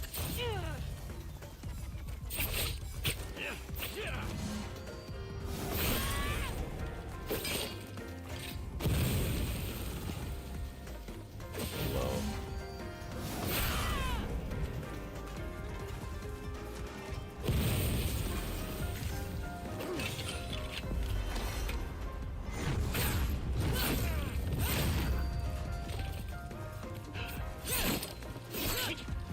Your blade sings!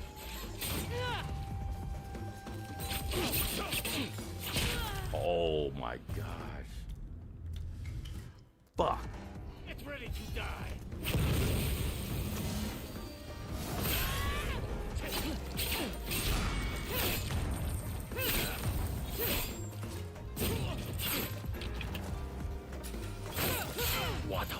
magnificent sword.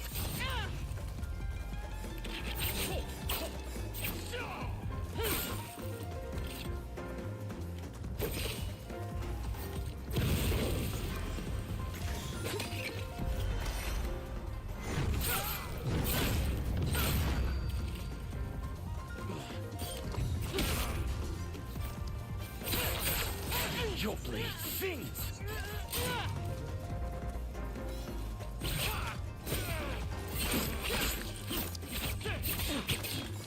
Oh my god! Wow, it's close.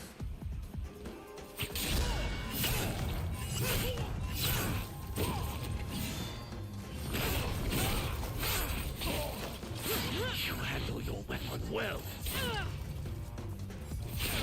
Come on. That fucking wall. I will make you bleed.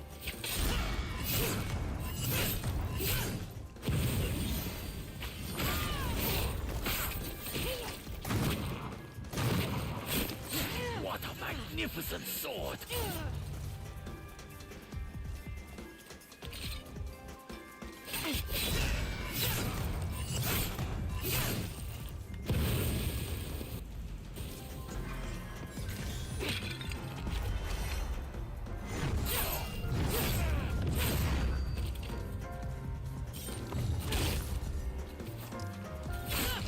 Your blade sings!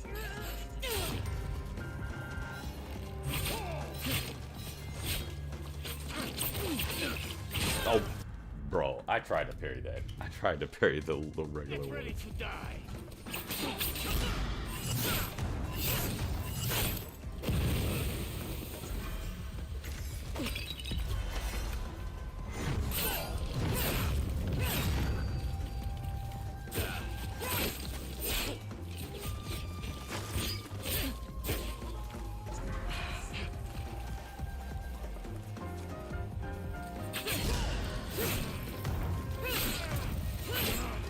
What a magnificent sword!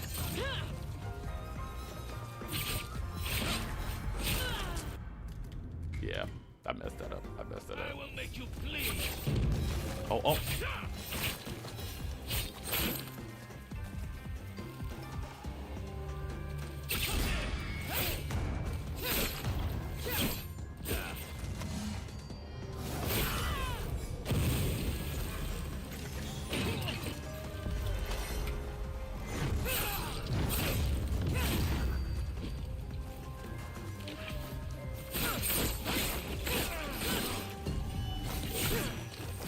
What a magnificent sword!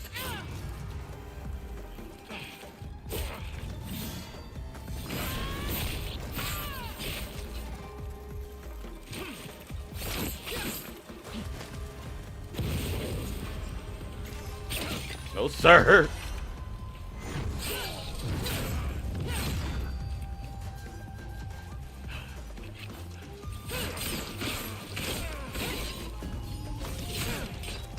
Your blade sings!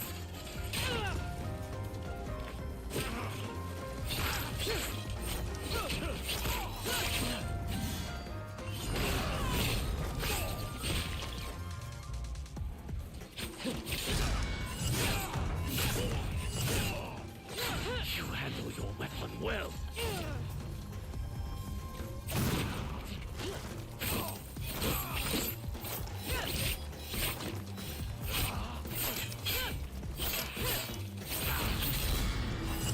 Sorry, sir.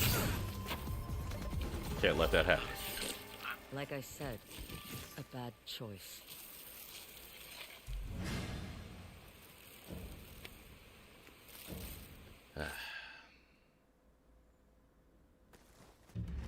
All right, let's do it. Let's do it.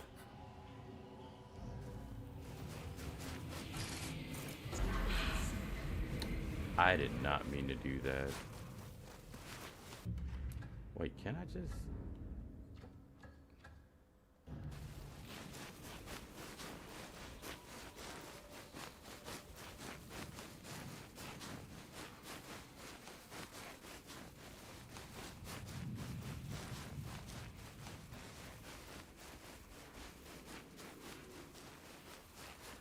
Whew, this is about to be a fight. This is about to be a fight. This is about to be a fight.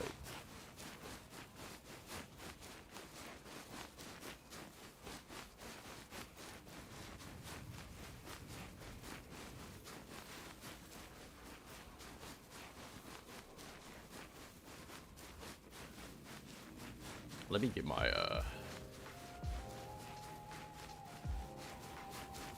stamina, my stamina back. Or spirit. Let me get my spirit back.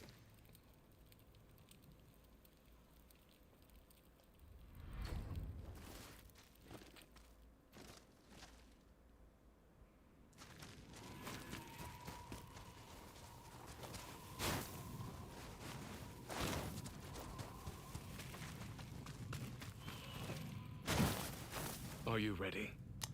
Yeah, I think I'm ready. Are you? This will be the greatest day of my life.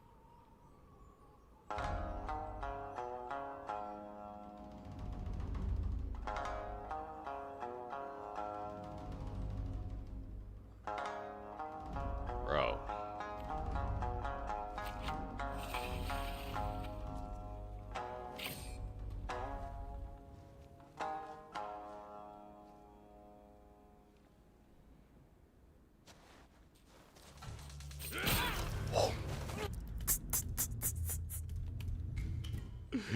I didn't even get the parry off.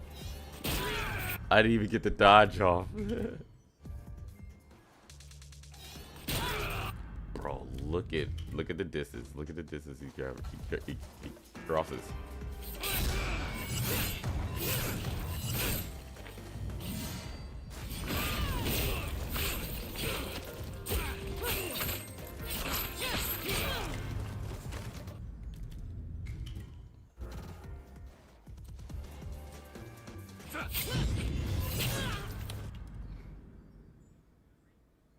I perfect parried and he still hit me. Or I perfect dodged and he still hit me.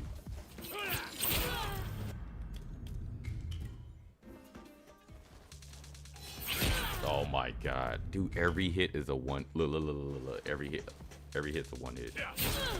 See? Every hit's a one hit. Or a one shot.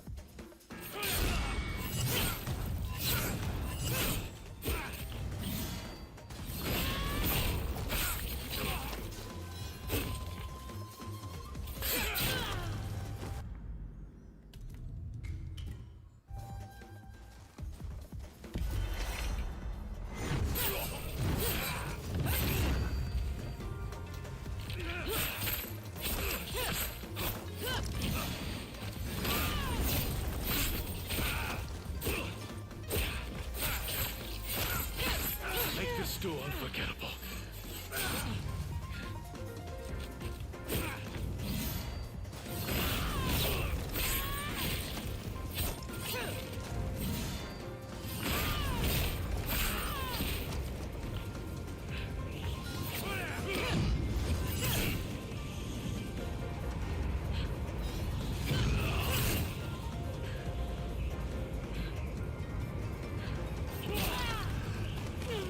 It seems I must remain Takezo the Unrivaled a bit longer.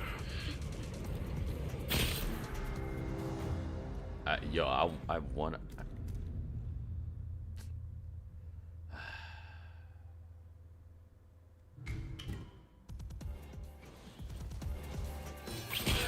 I want to replenish my ammo. Damn it.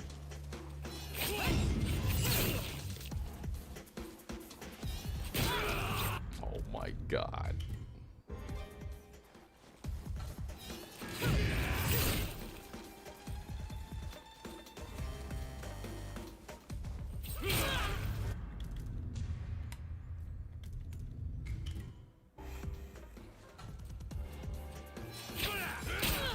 Fuck.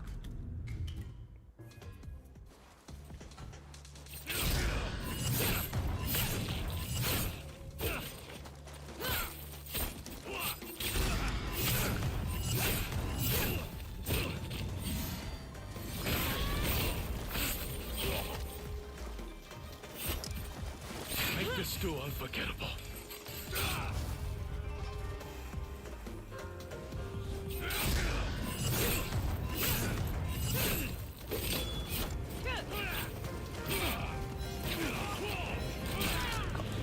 I'm dodging.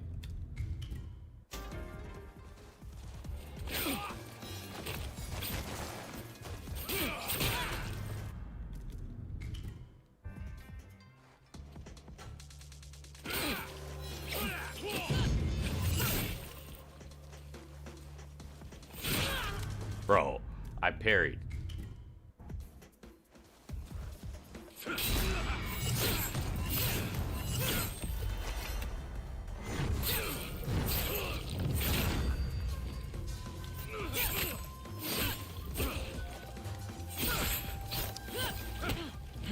This dude.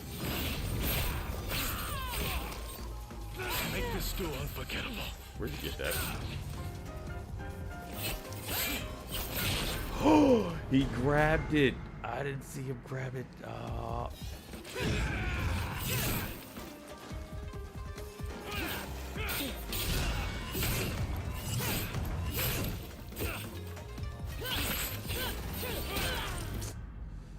I really want to replenish my ammo.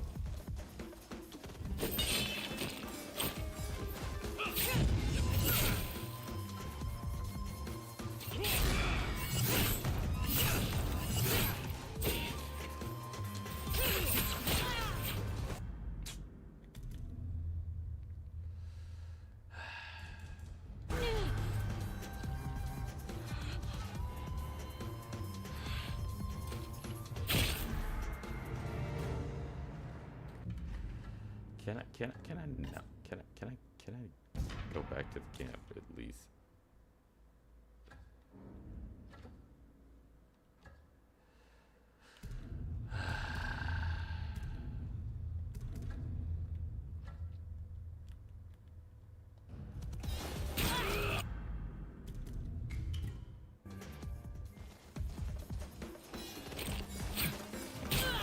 Come on.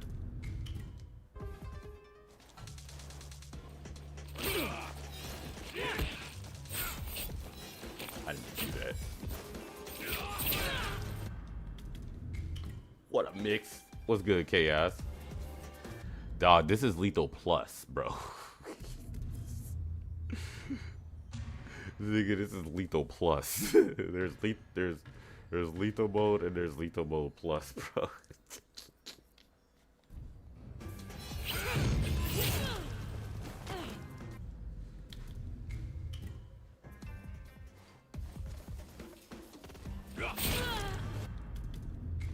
Bro, this is New Game Plus. I already know.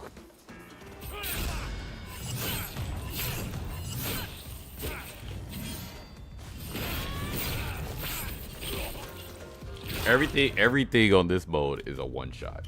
Everything. For him, at least.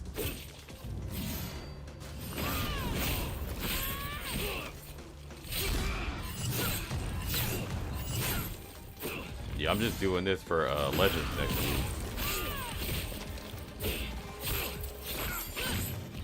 Make this duel unforgettable.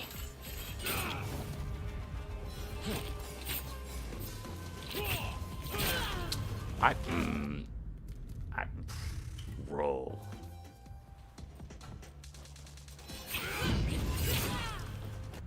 Did you see that? I perfect dodged and he still hit me.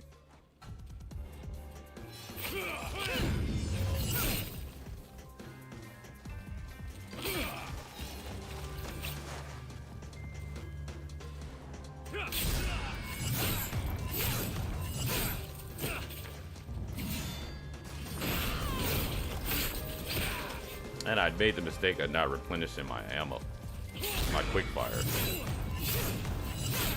Make this duel unforgettable.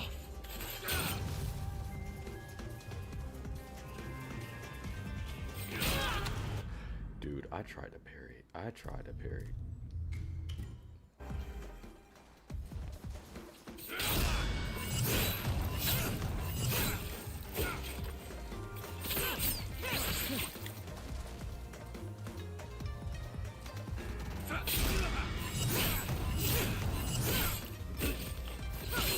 Make this duel unforgettable.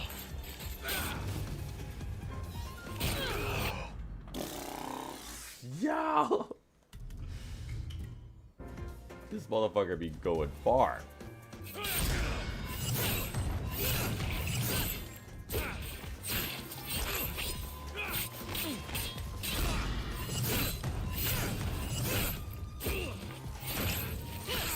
Make this duel unforgettable. Oh my god.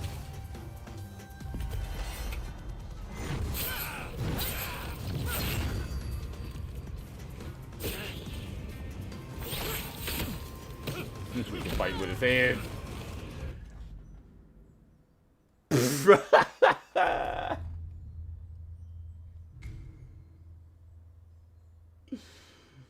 Oh my god. You see what he did with his hands?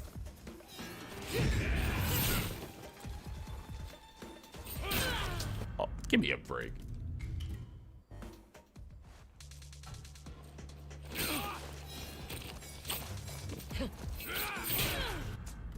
Yeah, that's the mix. That's the mix.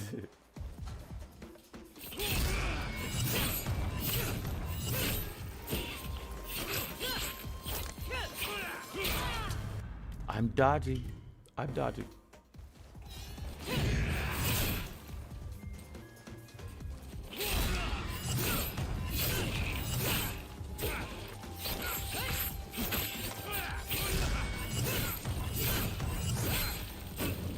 Make this duel unforgettable.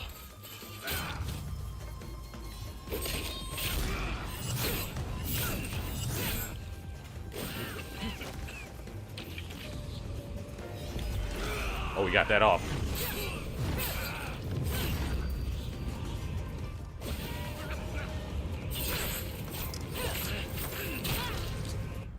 How the fuck you get both of your swords at the same time? What?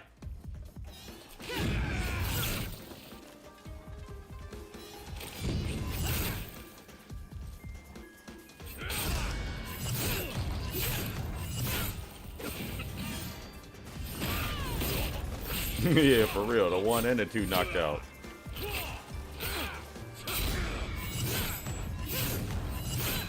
Make this duel unforgettable.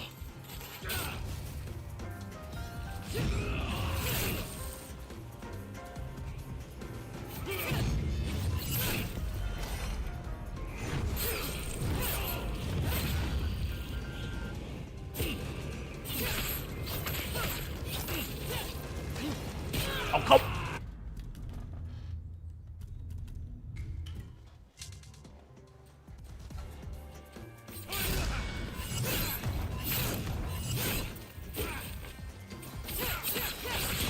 Oh my god. One shot.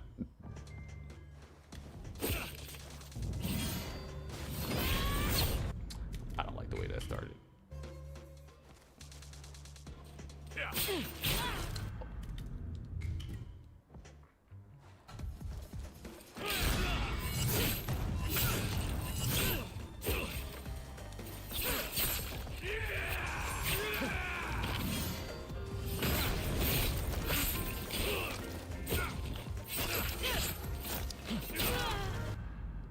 Hell no.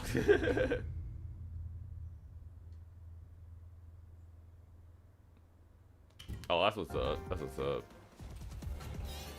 I did play a little bit of Expedition 33. I need to finish it, but I'm tripping.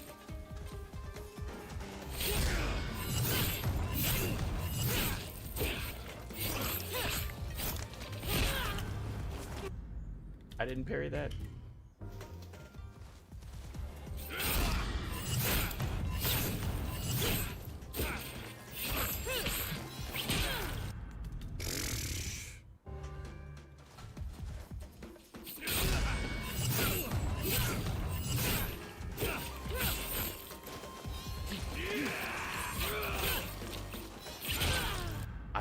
I'm dodgy.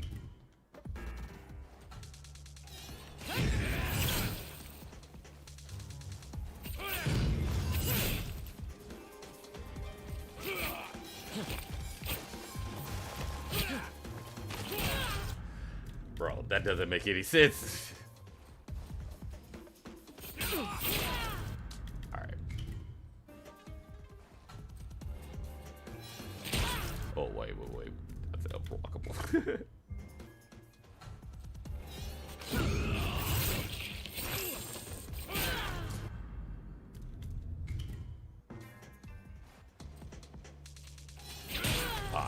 Unblockable.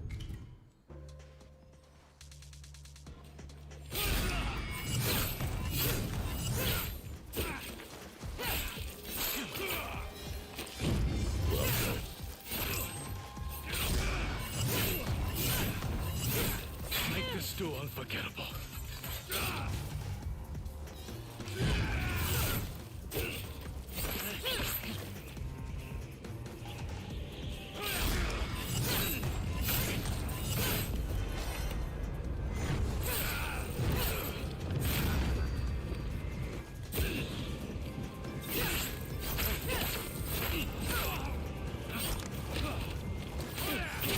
I couldn't see where he was.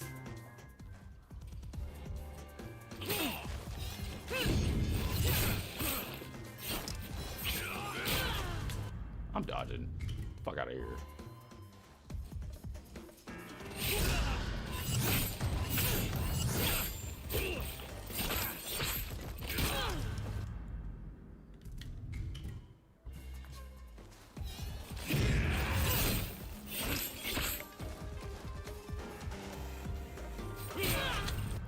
Bro.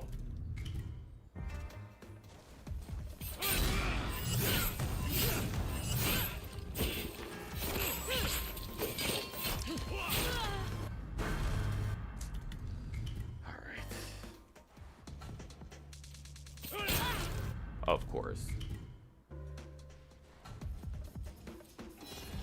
Of course.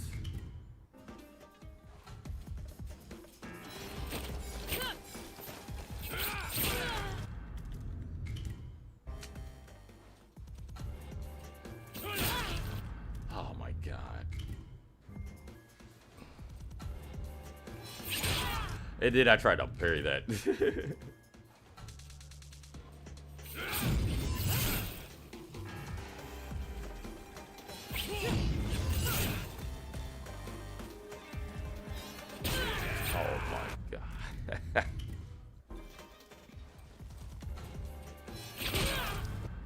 You can't parry that.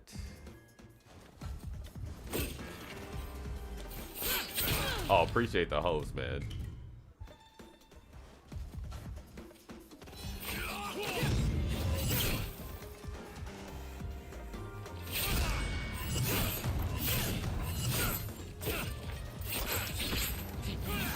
Who else was it?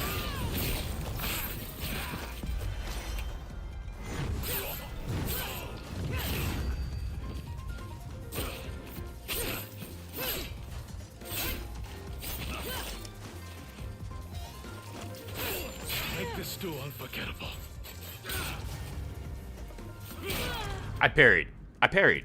I parried. I parried.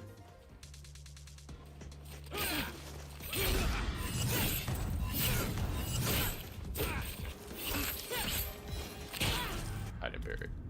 I didn't dodge. I mean.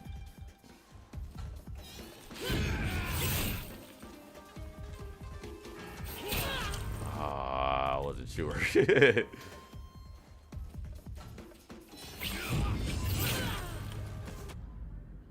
Bro, the fact that he gets you with the perfect dodge sometimes, like, he'll still hit you.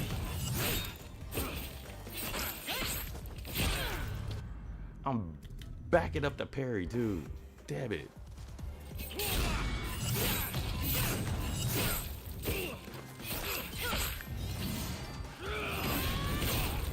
I did the move he was about to do.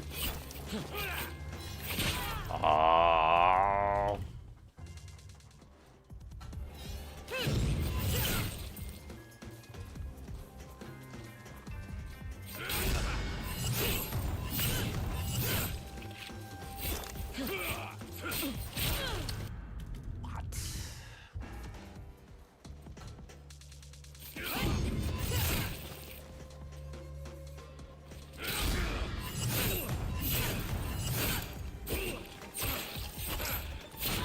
Bro, damn it.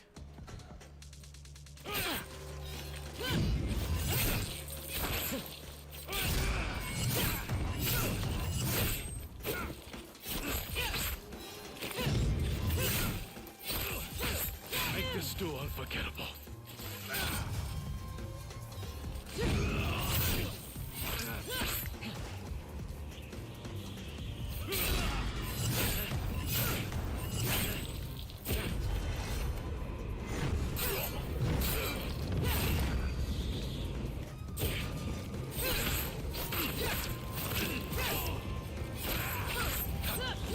not disappoint me.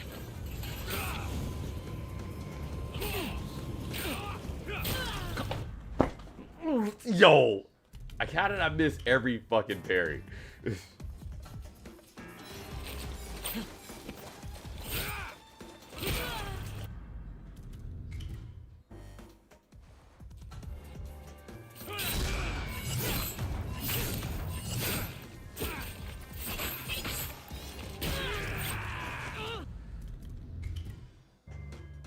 Because it's like, what are you gonna do?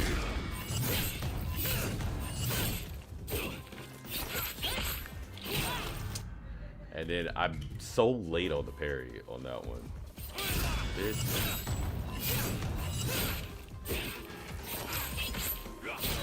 Oh my god, he's so fast.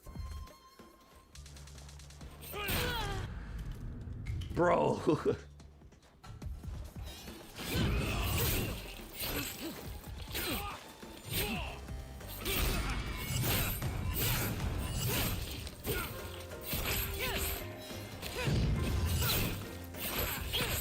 Make this duel unforgettable.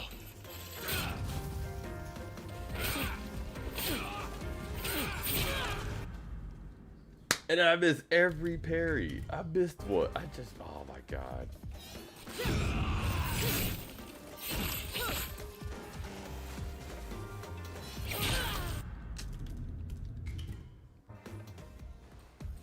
Man.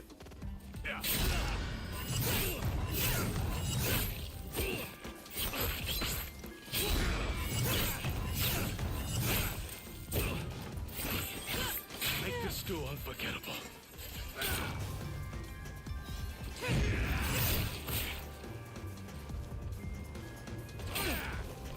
Come on!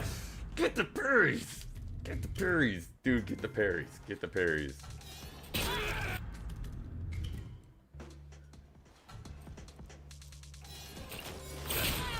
That was my dumb ass fault.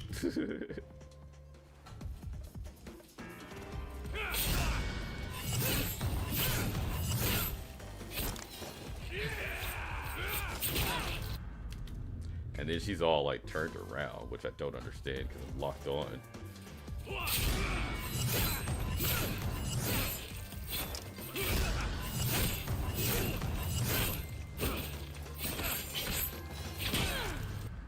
I didn't dodge.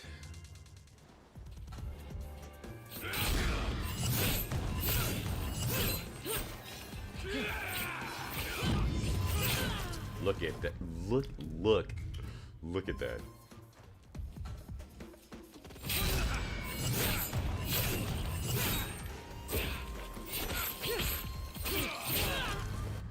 Wow.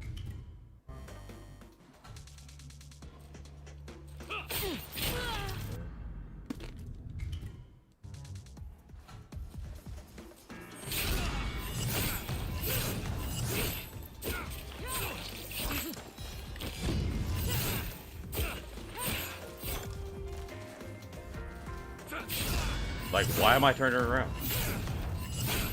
Make this duel unforgettable.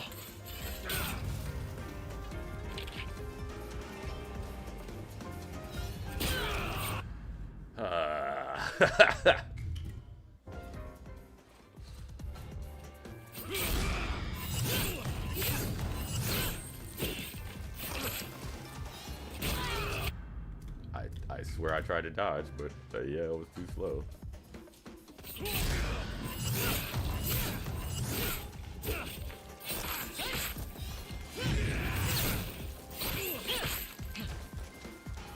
Why am I turning around?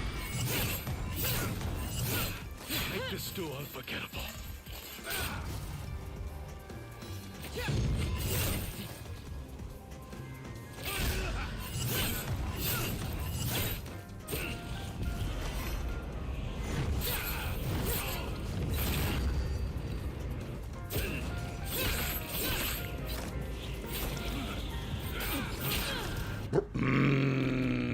Like I blocked the first one, but I didn't parry the second. I didn't dodge.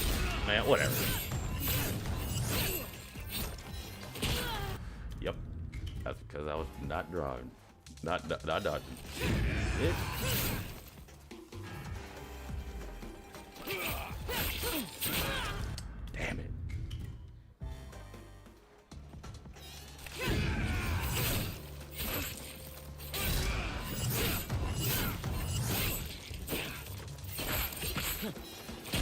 Oh, I tried to parry. I wasn't sure.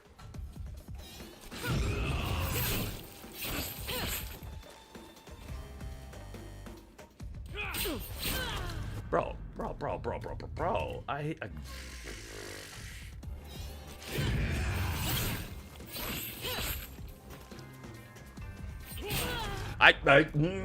just sat there, was waiting. Aw, you asshole.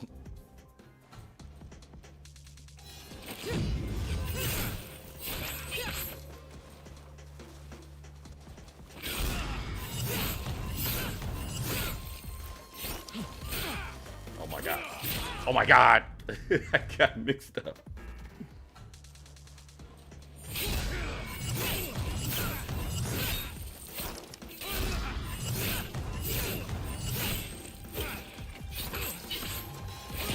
I didn't dodge.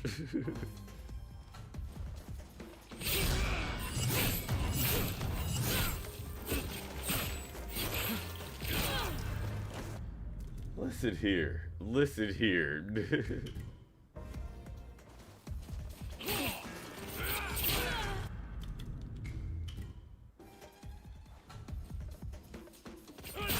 Yo.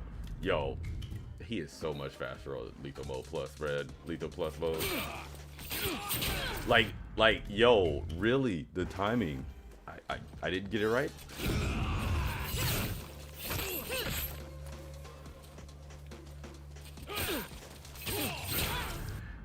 I swear to God, I was trying to get the perfect berries.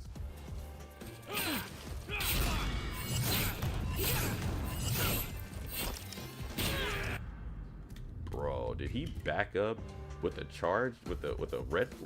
Yeah.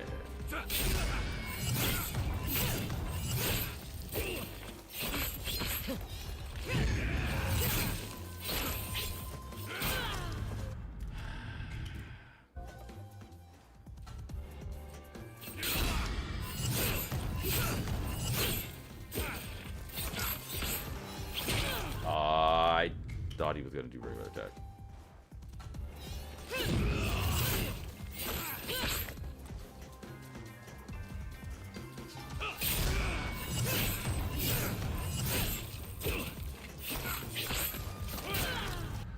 And then I'm rolling and got hit at the end of the roll. Nice.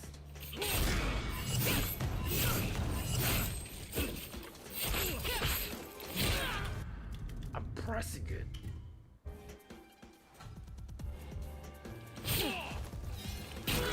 Oh, yeah. Yeah, I tried to parry that.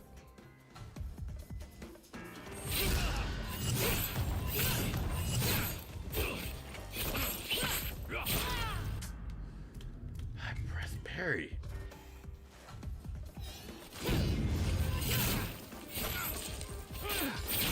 I didn't press parry.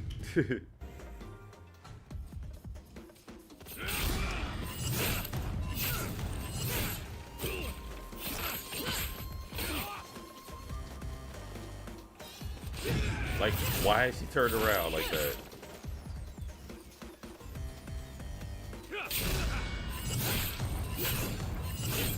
Make this duel unforgettable.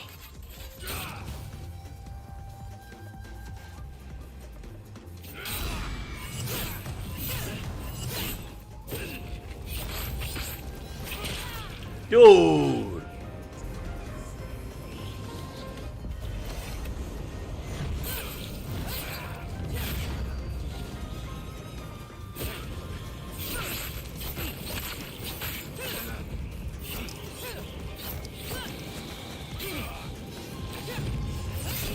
Do not disappoint me.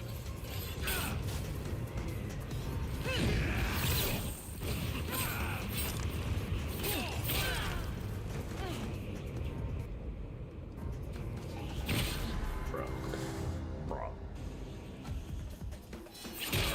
Alright, yep, that's my fault. That's my fault. Ah, I did it again.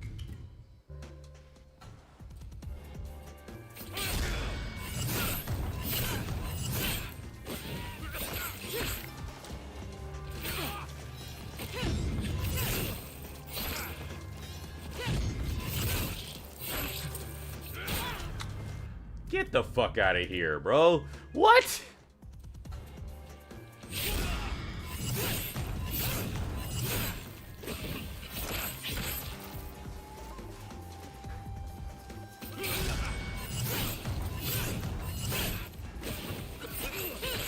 Make this duel unforgettable. I didn't dodge. I didn't dodge. I didn't dodge.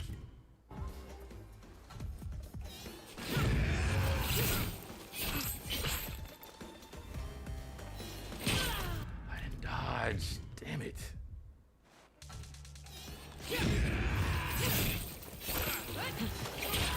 I did. He punished me for rolling.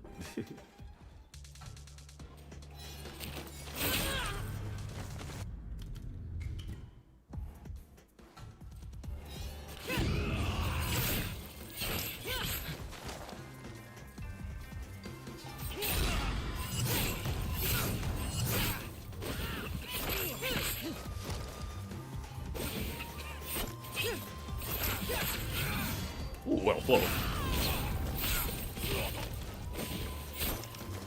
Make this duel unforgettable.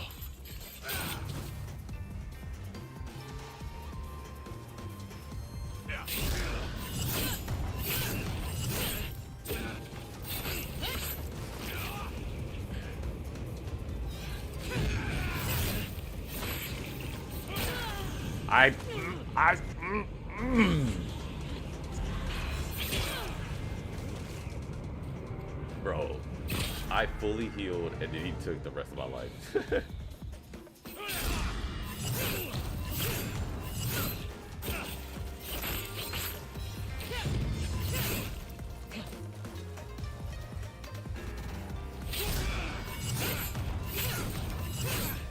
this duel unforgettable.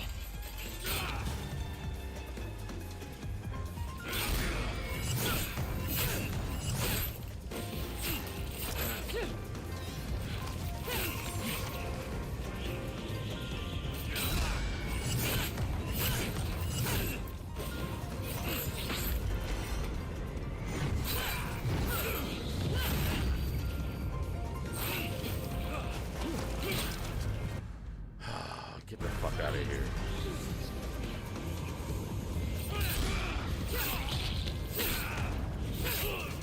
Do not disappoint me.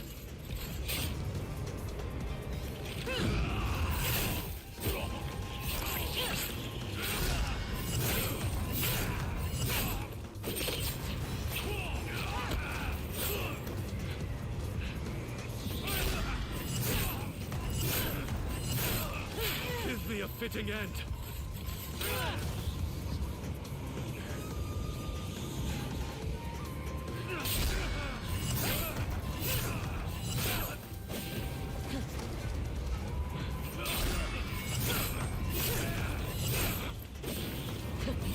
Oh. Oh, come on. Let's go. Bitch. I am Takezo the Unrivaled no more. You Yes, fought sir. well. I did, didn't I? Look at that view. This is a good death. Oh, man. Unrivaled now, but may that title suit you better than it did me. GG's, we beat this nigga 3 times. We beat this nigga 3 times. Regular mode, lethal mode plus. Like, nigga, let's go. We beat this nigga 3 times. You and your disciples. Holy shit. The reason why I kept restarting this because I wanted to get a perfect or flawless victory, but god damn. This motherfucker is ridiculous, bro. Oh, that's tight. It actually does it.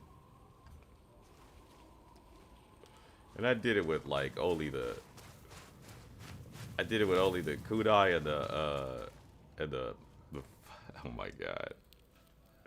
And the gas. Like I should have replenished my consumables.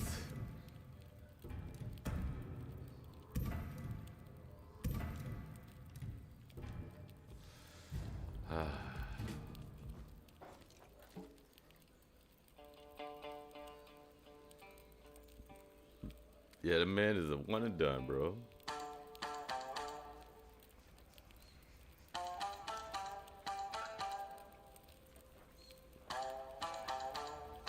He said, damn, one and done for me. I only played on lethal mode and that was good for me. It's like, yeah, I get it. I get it.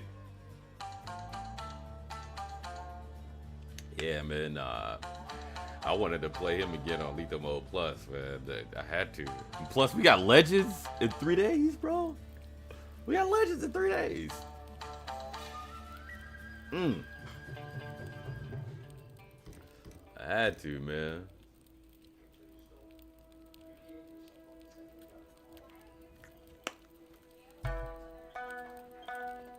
I play some of these tunes, bro. You know, see this man talking to a song while the spirit is leaving.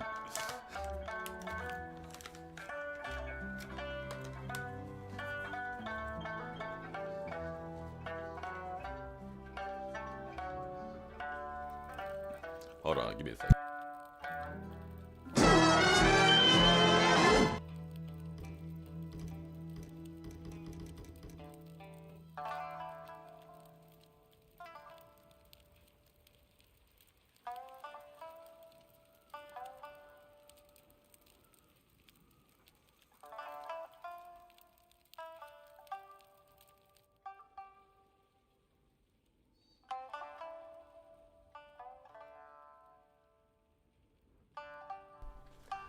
Oh shit. Oh, you didn't play Legends for Tsushima? Chaos? And yeah, you gonna be. This might be you might be. This might show you what you. It might show you exactly what you were missing in the first one, because the first one was fucking dope, bro. I was definitely surprised by the by that update, because that update, like, yeah, that update was free and it was slapping. I was like, oh, what? That carried Tsushima over for a little bit for me. Like, I kept playing Legends until I had until I had all my classes maxed out. And then when they got the raid involved, man, shit, I was maxing out on a raid. That shit was fun. That shit was fun. Lots of fun. Alright. What are we gonna do next, since we didn't took out all the disciples? You know what I'm saying? I think we're ready for Legends now, man.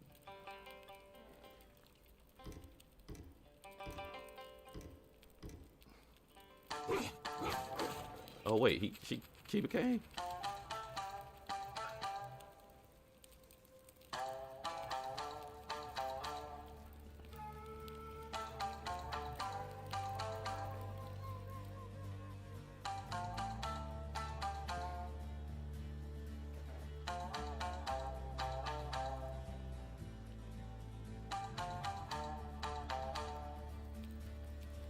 Man, you might as well. We all go be running it, bro. It is co-op.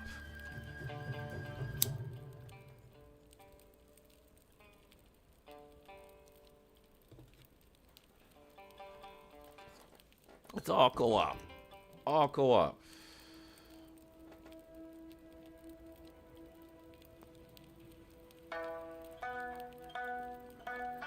And they got some solo stuff for like story mode and because there definitely is a story mode, but I believe the story mode is co-op too.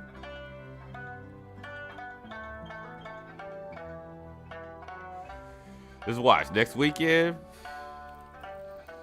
We gonna be running it, bro. I'm off next Thursday and Friday. We running Legends, bro.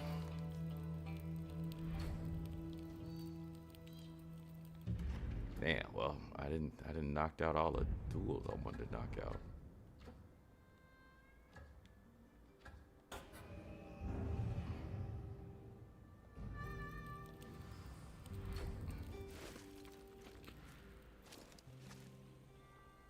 Let's see what new stuff we can buy. I think I can buy some new stuff.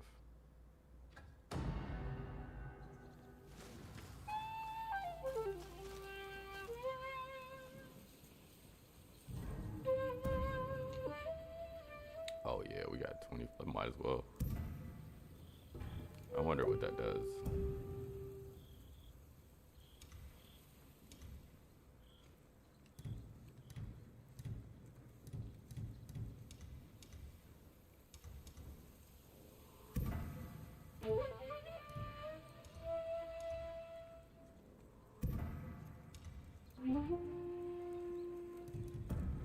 I forgot about these damn charms. I forgot about these damn charms. Damn it. Forgot we got new charms.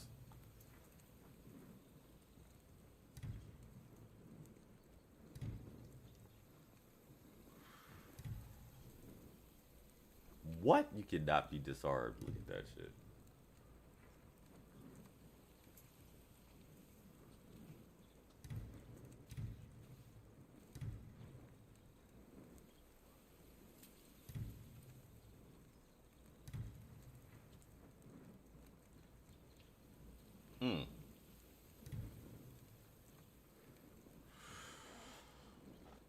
Look at these charts, man.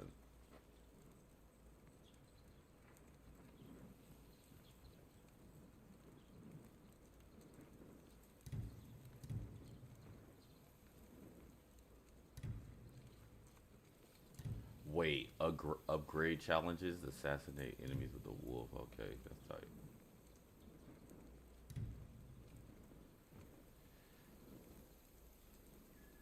While drunk, attacks are unblockable, but you will be unable to block enemy attacks. Wow. While drunk, attacks make enemies vulnerable. All melee weapons inflict maximum stagger. That's tight.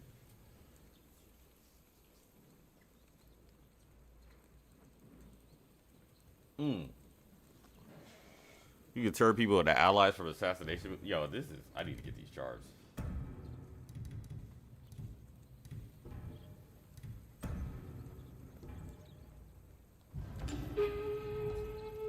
I just want to see what this does.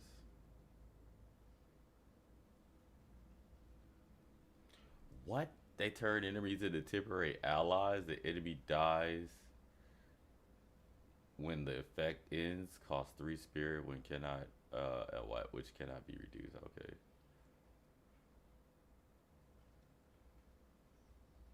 Oh shit, that gives you spirit.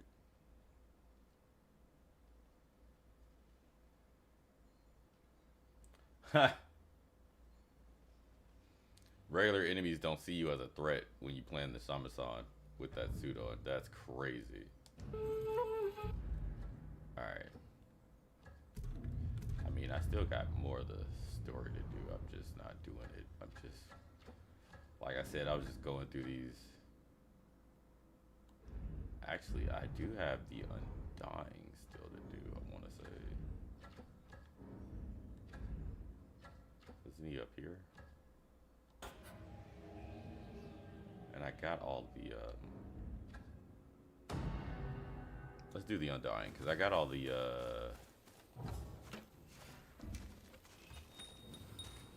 charms.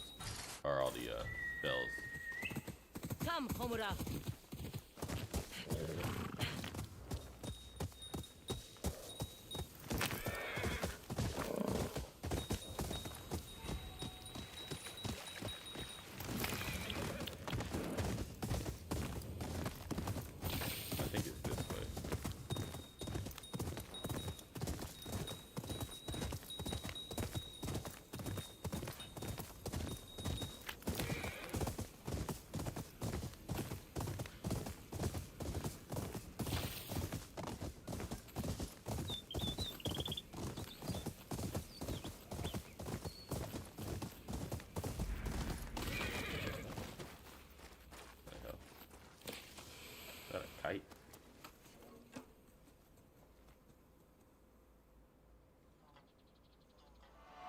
Rolling hills.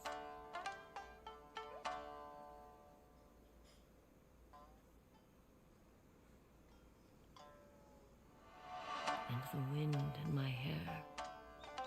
I wonder if I did this one already.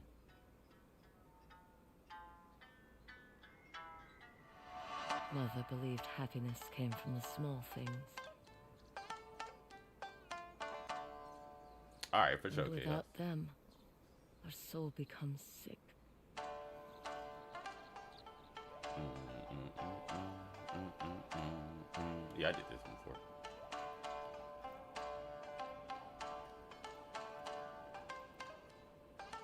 Hey. Hey. She was right.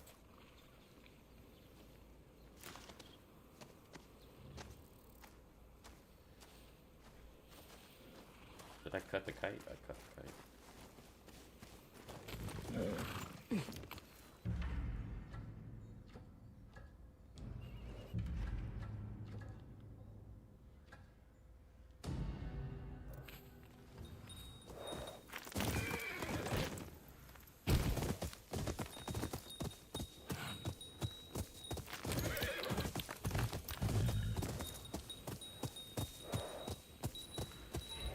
Right. Okay, I'm tripping.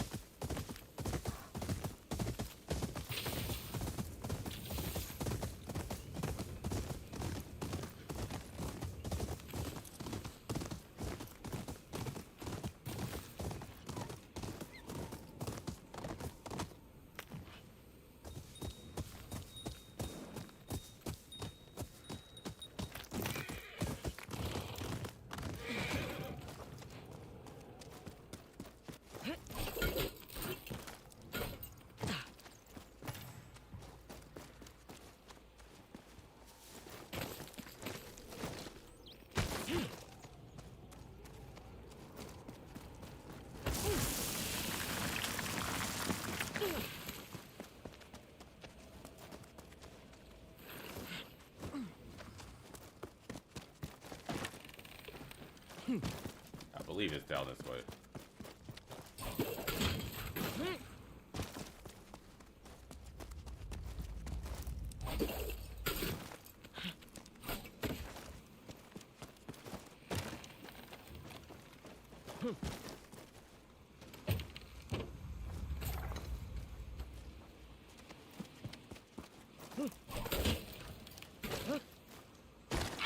Ow.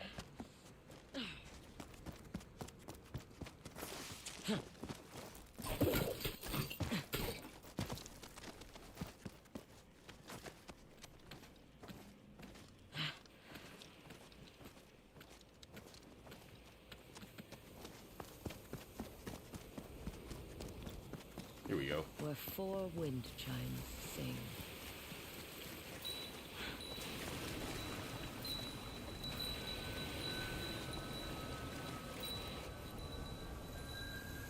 You've come at last. I could feel your anger on the wind. Draw your sword. I'll give you a good death. Cut well.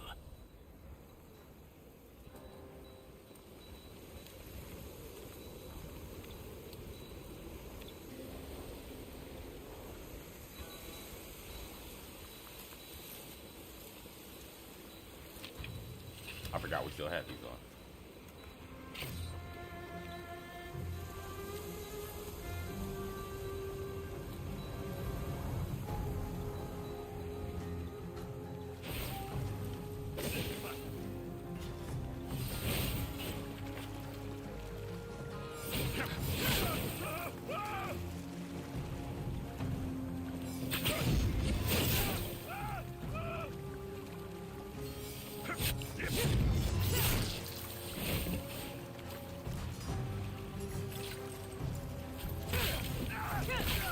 Are you strong enough to pierce my armor?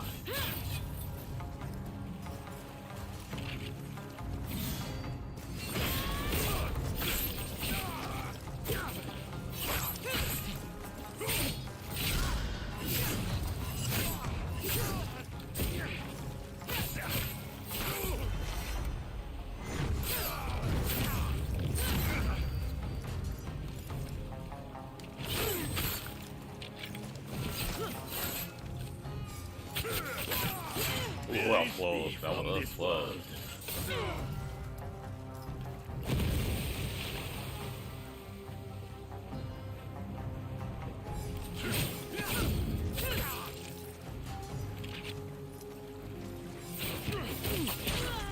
Come on. How disappointing. Oh, we were doing so well.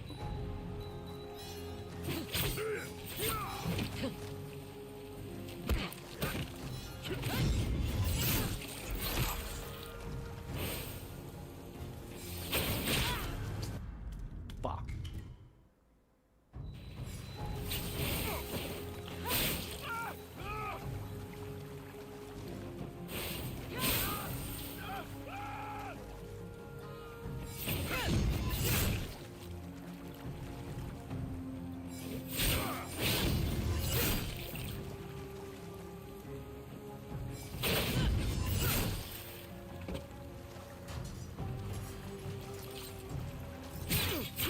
Oh my god! Oh my god!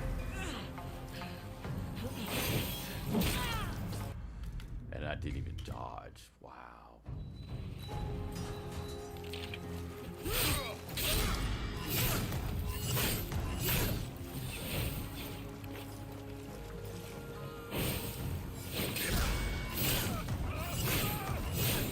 Are you strong enough to pierce my armor?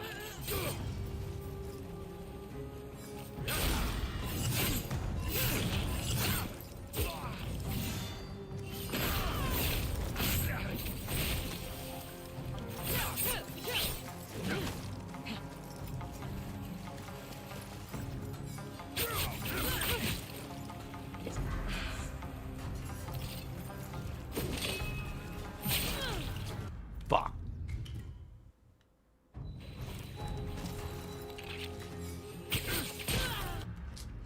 He attacks so slow, and I'm like, yeah, I can parry him, but then he gives me that one. Oh, I'm stupid. I didn't block the kicks.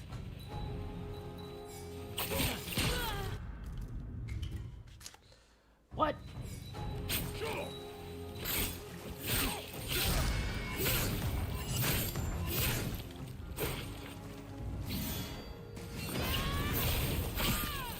I didn't even not get hit. Are you strong enough to pierce my armor?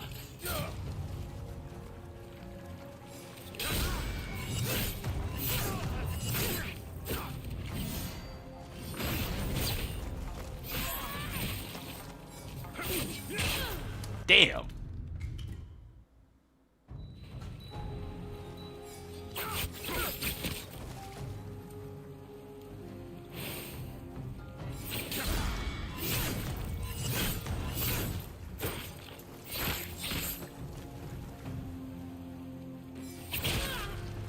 All right. Just dodge it. Just dodge it.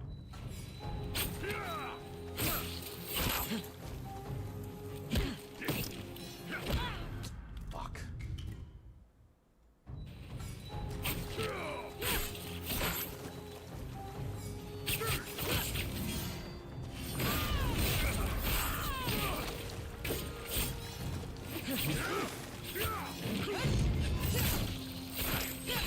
Are you strong enough to pierce my armor?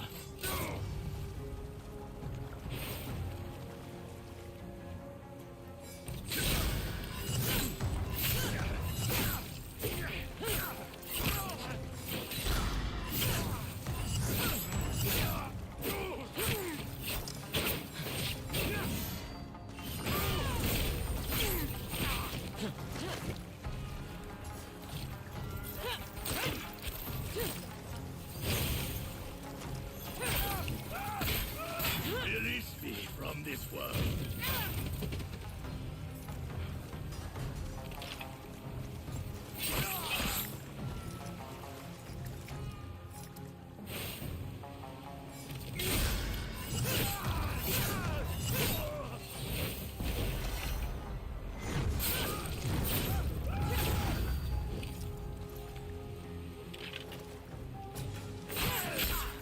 Let's go. Let's go. Be at peace. Now to head back to Ugetsu.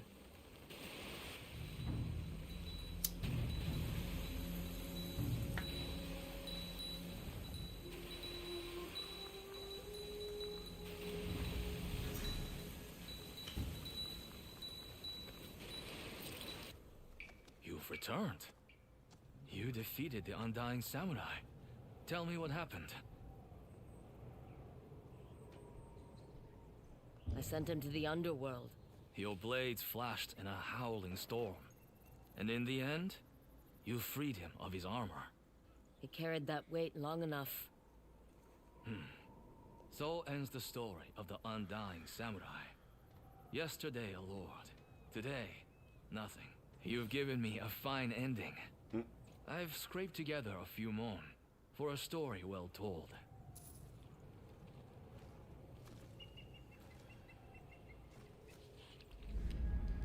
All right.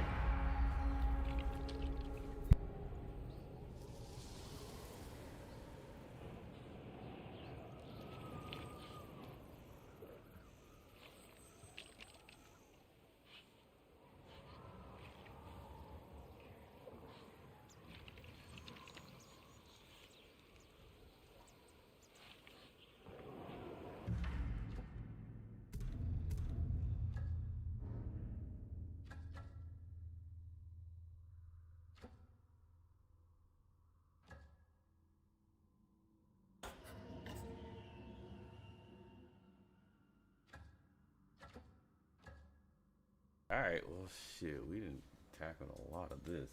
I'm probably gonna have to call it right here because I need to get some food, and we got some Arc Raiders to play too because I got to get my my rank up. But yeah, man, we didn't got through it. I think we're ready for Legends. Man. So I'm gonna catch you guys on Monday, of course. If I go live tomorrow, I'll let you know. But it's looking like we're gonna be going Monday. So, peep, this is the schedule for next week. We're gonna go live Monday, regular schedule, Tuesday and Wednesday. However, we're adding on not just Tuesday, but we're adding on Thursday and Friday.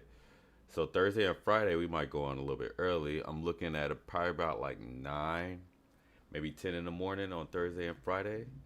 And then we'll just run Legends all through the week and the weekend until we get our character maxed up and ready for the raid. But yeah, man, I appreciate everybody that came through. Chaos, fucking shit, Clay came through too. Pharaoh. Shit, it was a lot of y'all in here sitting them. But yeah, I'm gonna catch you guys later, and I hope you guys enjoy the rest of your Saturday. Alright, y'all. Peace.